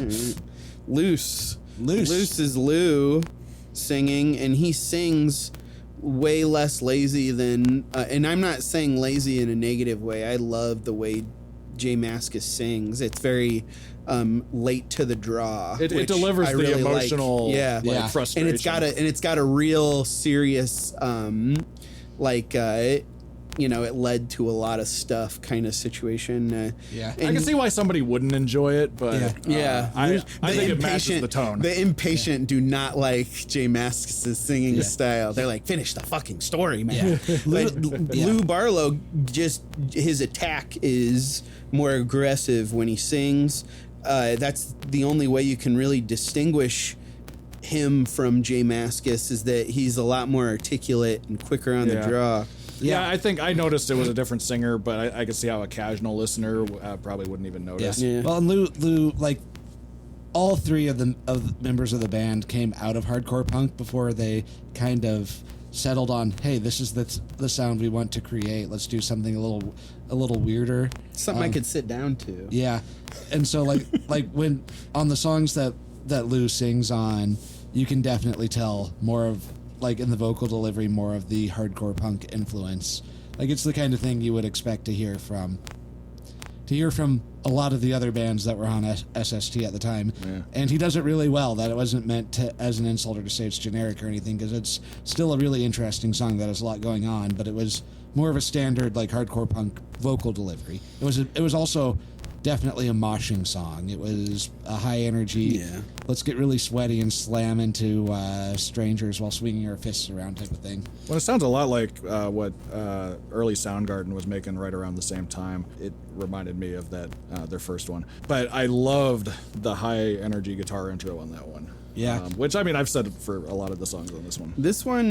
This song is where I was like, oh wait, that first side was a J Mascis Jackyard back off, where he just is going on the guitar. But this one featured this side of the album featured the bass a lot more as like kind of being up front in a good way. And I wasn't being disparaging towards J Mascis. I love that about the first side of the album. Yeah. But they when it kicked into the highest amount of energy, the drum beat goes to this like cut time drum beat at the very end, and then it starts to fade out. Like, so they don't even give you very much of it, which I thought was like a total tease. Yeah. But like cool, like in a good way. I was like, I wonder what the next song's gonna sound like. Oh. And there are a lot of parts like in that part at the end where he was at sometimes, like hitting the power chord and letting it ring out a bit, which I thought was really cool. Yeah. Yeah, man. That's how many songs have we listened to off of this record so far? We have listened to 9 songs. And so far, they've all been all killer and no filler. Yeah, there's no song I would cut from this. And I think that the next song, to the uneducated, untrained ear, might dismiss it as filler, but au contraire, this was, in my view, one of the most surprising tunes. It had like Stockhausen vibes, Karl-Heinz Stockhausen. There was like lots of tape art or like music concrete, where Lou Barlow was just using previously recorded sounds as an instrument, but then using it along with his songwriting, and it kind of made me think about like Animal Collective or any of the guys in that band that like have their stuff where they just kind of have all this pre-recorded stuff and then they come up with a melody that fits over it. And I don't know, it's just, I really liked this a lot, and I wasn't expecting this at all. Paleto, I thought really reminded me of like Syd Barrett's solo work, like that same like haunting vibe that he puts off, and some of that similar like wordplay and stuff like that. And then there were so many like cool tape effects. There was a point where I thought it was the outro, but they had this like wall of tape noise, which I was thinking was the outro, and then it just kept going. Yeah, it kept going into this like discordant synth sound. And by the time it ended, I'm like, I could have listened to like another 10 minutes of that. That's what made me think about like tape music from the 40s, or I know that's like what the Beatles were going for with the number 9 track off of the White Album. And even though this was like the weirdest, like the odd man out on this record in regard to the rest of the 9 songs that we listened to, it still sounded like it fitted the album, and it still sounded like a Dinosaur Jr. song. It didn't sound like a Lou Barlow. Now the softer side of Lou Barlow. Now we've rocked out, but now here's this guy in our band. It fit the record. It didn't seem like a separate thing. It matched the mood. It matched the mood, even if the sound was kind of different, and which made it a great closer. It's not like, to shit on Kiss more, it's not like them putting Beth in the middle of a rock and roll record. How dare you? How dare you besmirch the name of Beth? All she was trying to do is have a relationship with Peter Criss. Beth, I hear you calling. She was so lonely. I would never have treated Beth like that. She didn't deserve that. No, Beth, you deserve better. Peter Criss didn't deserve Beth, okay? Exactly. You ever heard about the fake Peter Criss that was grifting off of his name, and some like talk show brought him onto it and had him confronted by the real Peter Criss? Oh, was it Jerry Springer? It wasn't. It was one of like the knockoffs, but let's bring out the real Peter Criss. Ah, yeah, that's exactly what it was. It was so good. I'm Peter Criss. Well, and Peter Criss, he went up to the guy and he said, "Hey, I've been on hard times too, so I don't blame you." So it's actually really cool. Yeah, so that makes me respect Peter Criss. And then Maury Povich came out and said, "And the test shows that you are Peter Criss." Peter Criss is the father of the fake Peter Criss. Oh my god. Yeah, I don't know. You go ahead and that song Beth is one of my least favorite songs I've ever heard. I hate it. I really liked the Destroyer record, but I skip that song every time. Oh man, I hate it so much I skipped the whole Destroyer record. I don't like ballads generally. Like, there's a few exceptions, but for the most part, they just kind of bring down like the flow. Do you think that we could play him the worst ballad you've ever heard? There was When the Eagle Cries by Iced Earth. We could. Is that when the children? No. Do you know When the Children Cry from the 80s? I think it has the same vocal melody. Yeah. It's a song about 9/11. Yeah, it's a song about 9/11. I don't remember. What was that all about? Yeah, 9/11. That was the day Dream Theater released a live album. It was my birthday. Yeah. My birthday. Oh, Slayer released an album on that day. That's right. They released. Giants did too. Didn't they release God Hates Us All? Yes. Yeah. Dude, they really, that's the same as when Prince did Purple Rain while it was raining in purple lights at the Super Bowl. Slayer was like, hold my beer. We're gonna put out this album, God Hates Us All, on 9/11. Well, Christian moms have been right about Harry Potter and Marilyn Manson, so they might be right about Slayer too. Dude, Slayer might actually be working with Christian Satan. Moms would be a good band name. If we're ever in a thrash metal band together, we should call it Christian Moms. I once had an idea to name a band Republican Motherhood, but I could never find people to go along me and with my that. friend Rachel, we came up, and her friend Felipe came up with a band named the Republican Daddies. And I don't know if any of them are on board anymore, but if you guys aren't doing anything this weekend, we can maybe throw some ideas at each other. Yeah. Republican Daddies. I don't know. Make it sound like worship music, but have it have a mean edge to it. It has to sound really gay too. Yeah, because it's Republican Daddies. You know what I mean? And that's the whole joke. But anyway, I need to listen to more Dinosaur Jr. and I need to listen to more Karl-Heinz Stockhausen. Yeah. And I need to listen to more. What is Lou Barlow's thing? Sebadoa. Sebadoa. Yeah. Has anybody heard Lou Barlow pronounce that word? I have not. I should So- go. I should see next time that band is playing live, so I can hear them introduce it on stage, and then yeah. But yeah, no, like this is. I think this is Dinosaur Jr.'s best album, but they have several Lots of great albums. They have a lot of great albums. Where would you go from here? I would either go one forward or one backward and do either Dinosaur or Bug, but then I might jump ahead to That's a big difference in size. What's that one that I was yeah. into? the one with the one with their Feel the Pain. yeah, the one with Feel the Pain, which is their biggest hit. That one's really good. Is that called Pull the Plug? It I might be wrong about that. It's I believe it is Pull the Plug. Yeah. Oh no, it's Without a Sound. Without a Sound. Without a Sound. Yeah.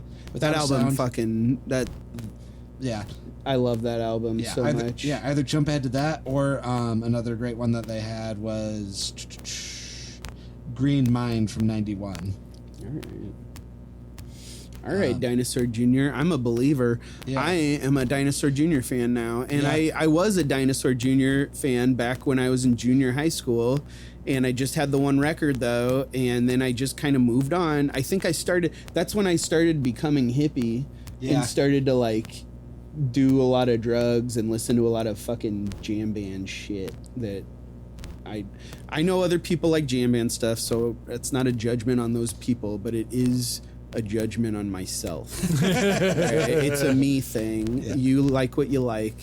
I do not like that. Well, there's a thing to be said about if you lose interest in a certain kind of music when you become sober, it probably wasn't good to begin with. Yeah. Yeah. I was dating a gal and we went and saw Mo, which is a band that I fucking loved back when I was like a dumb hippie. And and I'm not calling people dumb, I'm calling myself dumb, all right? But anyway, we went, I was like, oh, we got to go to this show. I haven't seen him in like a long time, and I think it'd be fun. And when we got there, I could just see how bored she was, and I was like the only person more bored than she was. And then I was like, do you want to get the fuck out of here? And she was like, oh my God, yes. And then we left, and I never went back and saw a Mo show ever. They sucked. Yeah. They're good musicians. I just don't like that style. I shouldn't say they Yeah. suck. It's Well, yeah. And then it's like Dinosaur Jr. is the kind of music that you could have a lot of fun with if you are in an altered state, but you don't have to be in an altered state to get it. I mean, also, yeah. I'd say it's great if you're ever feeling frustrated or Yeah. or depressed. I think it'd be a great thing to put on to ease some of that. That's probably why I was drawn to like grunge in the first place, because I was kind of the first music that really like spoke to me on a personal level, because you know, thrash was great as a anger outlet. But you know, bands like Soundgarden and Alice in Chains were great as a depression outlet. Yeah. Well, and like I feel like the thrash grunge thing works the same way a lot with the early punk rock into like the Joy Division era of post-punk, changing the approach from fuck you to I'm fucked. Yeah, yeah, yeah. I do both. Yeah. I also think it's a good band to listen to if you want to be surprised by where the lead guitar goes. Like if you if you don't want to, if you think you know where every place a solo can go, it's a fun thing to put on to get a counterpoint to that. Yeah. You remember when we were listening to Def Leppard, and like one of my criticisms was I knew exactly what the guitar solo was going to do before it was done playing. Yeah. It's very predictable. It's like canned. It's Guitar just, wankery. It's like it's a consumer product. It's not like, you know, it's an entertainment product. It's not like Dinosaur Jr. is not making an entertainment product here. Yeah. They're being fucking Dinosaur Jr. They're defining themselves. Yeah. You know, it's really, really wonderful record. And not only are they defining themselves, but all of these people are listening to this back in 1987, and then they're like, oh, fuck, I guess I gotta make a record now. Yeah. And then it was like Billy Corgan and Kurt Cobain, and you know, like I can hear all of that stuff, and you know, I love when I hear the roots of groups that I really like, especially like when I'm kind of late to the game. You know? Like if you want to hear more records like Nirvana's first record, Bleach, this is a good place to go. Oh yeah. Absolutely. Great record, man. I love this album. I'm gonna get it as soon as I can. Yeah. We've hit the 2-hour mark. Oh, fuck yeah. Congratulations. One of our We longer did it. episodes, yeah. I think We did it. I think our Iced Earth episode made it that long. But Yeah. that was a 4-sided rec. Well, 3.5, but Yeah. Before we'll wrap up now, but before we go, Jake, do you have anything you want to plug? Like any of your musical projects? Oh, I have something that I'm working on. I'm not sure when it'll be done, but keep your ears peeled, and it's gonna have like some of my solo songwriter stuff, and then it's also going to have like some instrumental steel string guitar stuff that is really influential to me that I want to pay homage to. So I'm looking forward to that. I bet you it'll take another couple of months, but I'll probably play a show somewhere and blah blah blah. Nice. Yeah. is there anywhere on the interwebs that people can find you? You can find me. I have a SoundCloud, just Jacob Duncan on my SoundCloud, and it doesn't have anything that I'm too thrilled about on it. It has some stuff, so it has your cover of Beth on it. it has a much better version of Beth. Yeah. Is there any way people can find an album party or Robo Dojo or We're doing I'm in the band Robo Dojo, so keep your ears peeled for them, and I'm in the band Peach Paw, so keep your ears peeled for that. And then my band Album Party, the next album we're going to perform is going to be Rumors by Fleetwood Mac, and we're all that's very cool. excited about that. So Oh, nice. yeah, that'll be fun. Are I you get all- to play are you- bass. How big into the role are you going to get? Are you all going to be cheating on each other? I have been doing so much cocaine and sleeping with everyone in the band. Yeah. You know? But no, that'll be fun. I'm playing bass, and the bass lines on that album are so fucking cool. Yeah. Oh, yeah, I yeah. never really paid attention to that album as closely as I have in the past like year or so, and it reminds me of like a Doobie Brothers or Steely Dan album that like I think those guys are just as good as they sound like if you know, to kind of rip off what Steve Albini said about Steely Dan, is like it sounds like that, only it doesn't sound as much like the Saturday Night Live band. You know what I mean? Yeah. Like, Yeah. and I love Steely Dan, and I like the Doobie. Yeah.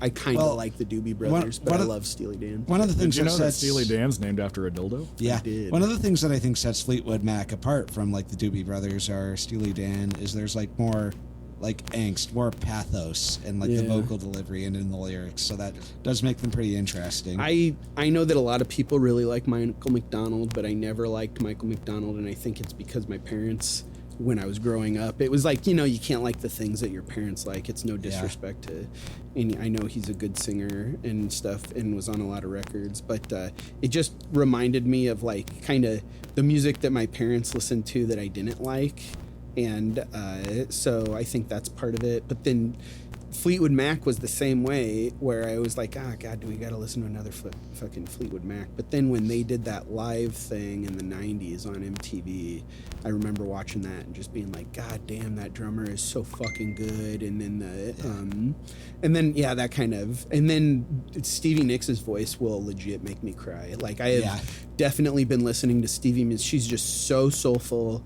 and I love how pretty her voice is and how much she means it, you know. Yeah. So that I love her voice.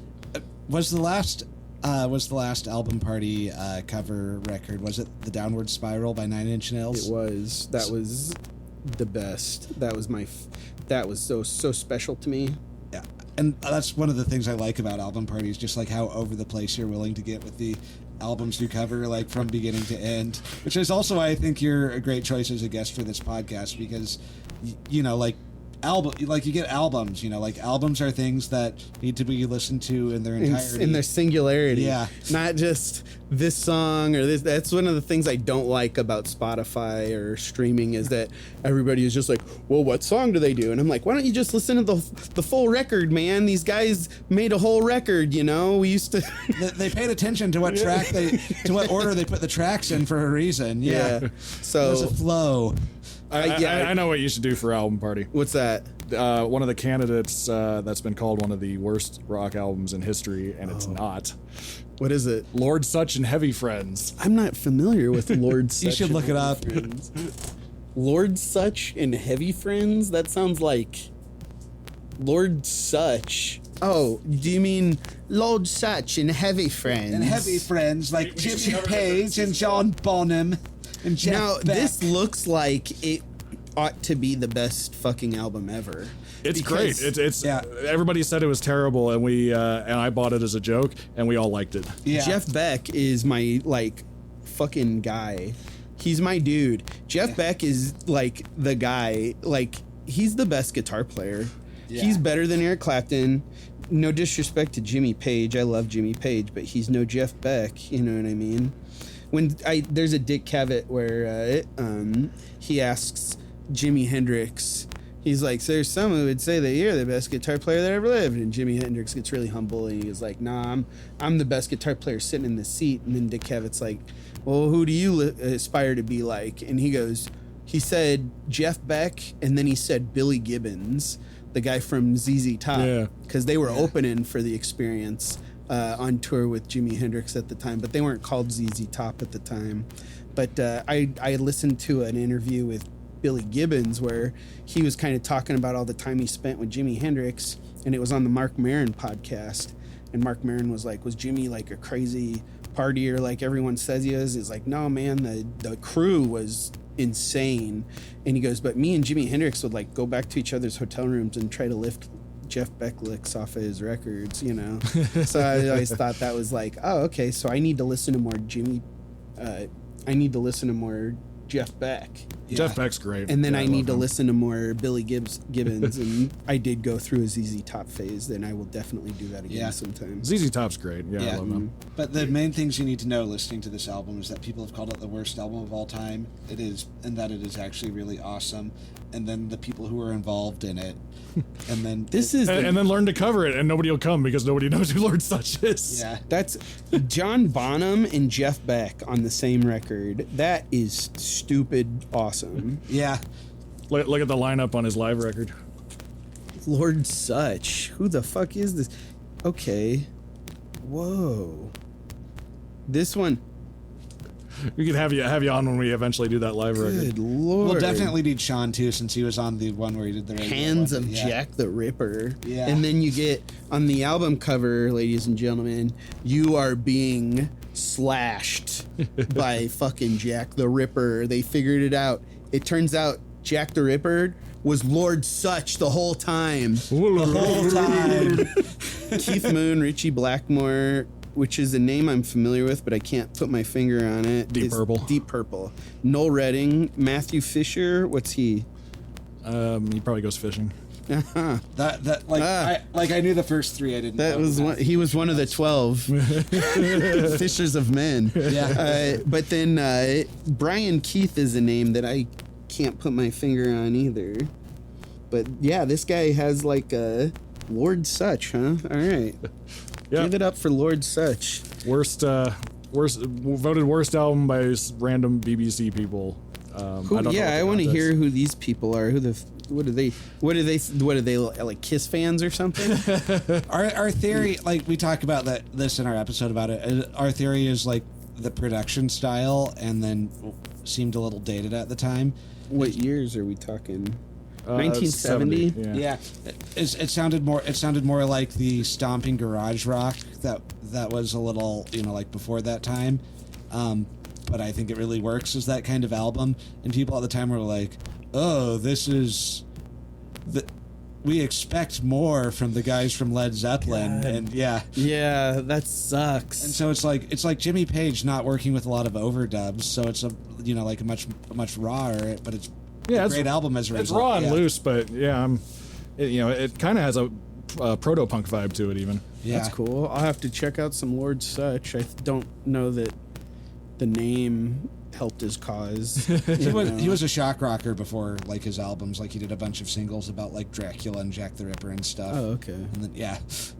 Lord Such. He has a Rolls Royce on the album cover. He's decked out like the hippest guy at the Pink Floyd "Lovin'." Yeah. And he has a Rolls Royce with the Union Jack painted across the top of it, the way that Dimebag Darrell had a Union Jack on his guitar. Oh, that wasn't a Union Jack.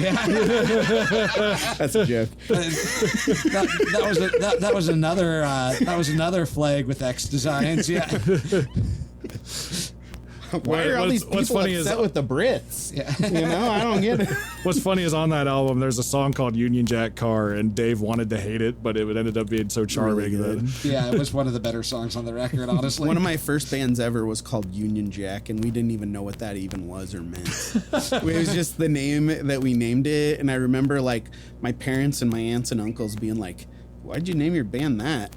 That's odd." And then our sound was, we were awful. We were like in the 6th and 7th grade. Well, on that note, On that note, or did you have a... No, that's all I got. You guys, I'm spent. yeah, this was This is super fun. yeah. We'll definitely have you back, especially for the Yeah, I got a whole bunch of Sludgy. ideas for you. Yeah. That's cool. Well, I'm looking forward to whatever. you guys When are you doing the Fleetwood Mac album?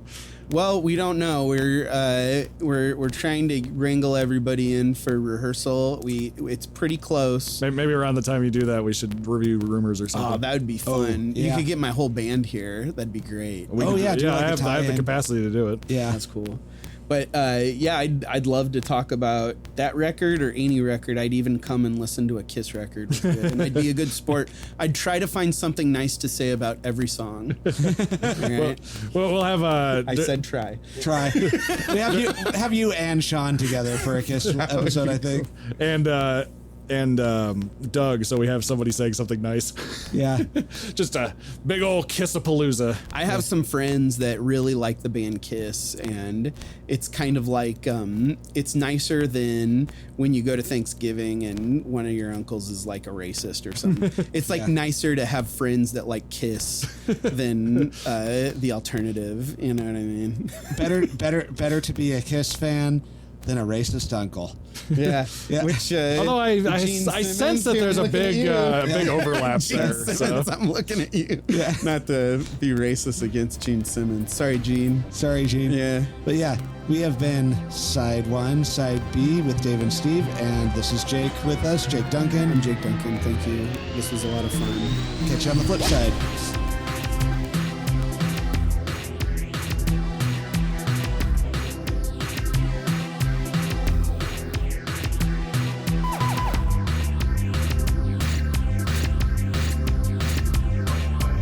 Have you heard that pastors need their own private planes because they don't like riding with normal people? Fair. We were just talking before you got here about how I think it, like, my buddy told me that in one of like Gene Simmons, I don't know if this is from them telling me this, they had to work an event that Gene Simmons was at from Kiss, and he had something in there about how the staff was not to look and make eye contact with him. And I just felt like, oh my God, I could never imagine being like such a douche. Whether or not Gene Simmons is that kind of a douche, I guess I can't say. I wouldn't be shocked. But you know, Every interview I've ever heard him do, I'm pretty safe saying he's a douche. Yeah. Well, anyway, like, I couldn't imagine whether or not Gene Simmons did that. Like, I'm sure there's people out there that do feel that way about themselves, and I just am so glad that I'm better than them. Yes.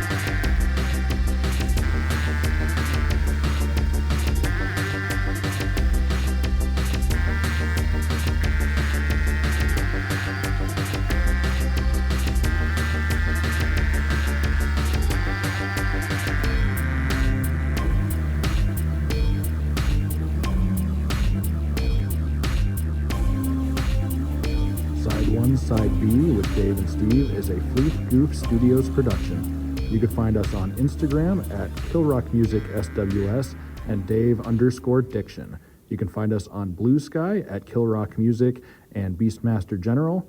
Check out our musical projects, The Alliterates and Lucid Fugue, on all major streaming platforms, and links to each at my website, killrockmusic.com. That's KILRAVOCK music.com. This also includes my past projects, Megaton and Valley of Shadows, and my current solo project, Kill Rock. You can also find Dave's past project, Gong Farmer, at gongfermour.bandcamp.com. Thanks. Everyone we worked with is dead. Really ripped. Yeah. I need to change my pants. Check. Check. Leonard Bernstein. I hate it so much I skipped the whole Destroyer right here.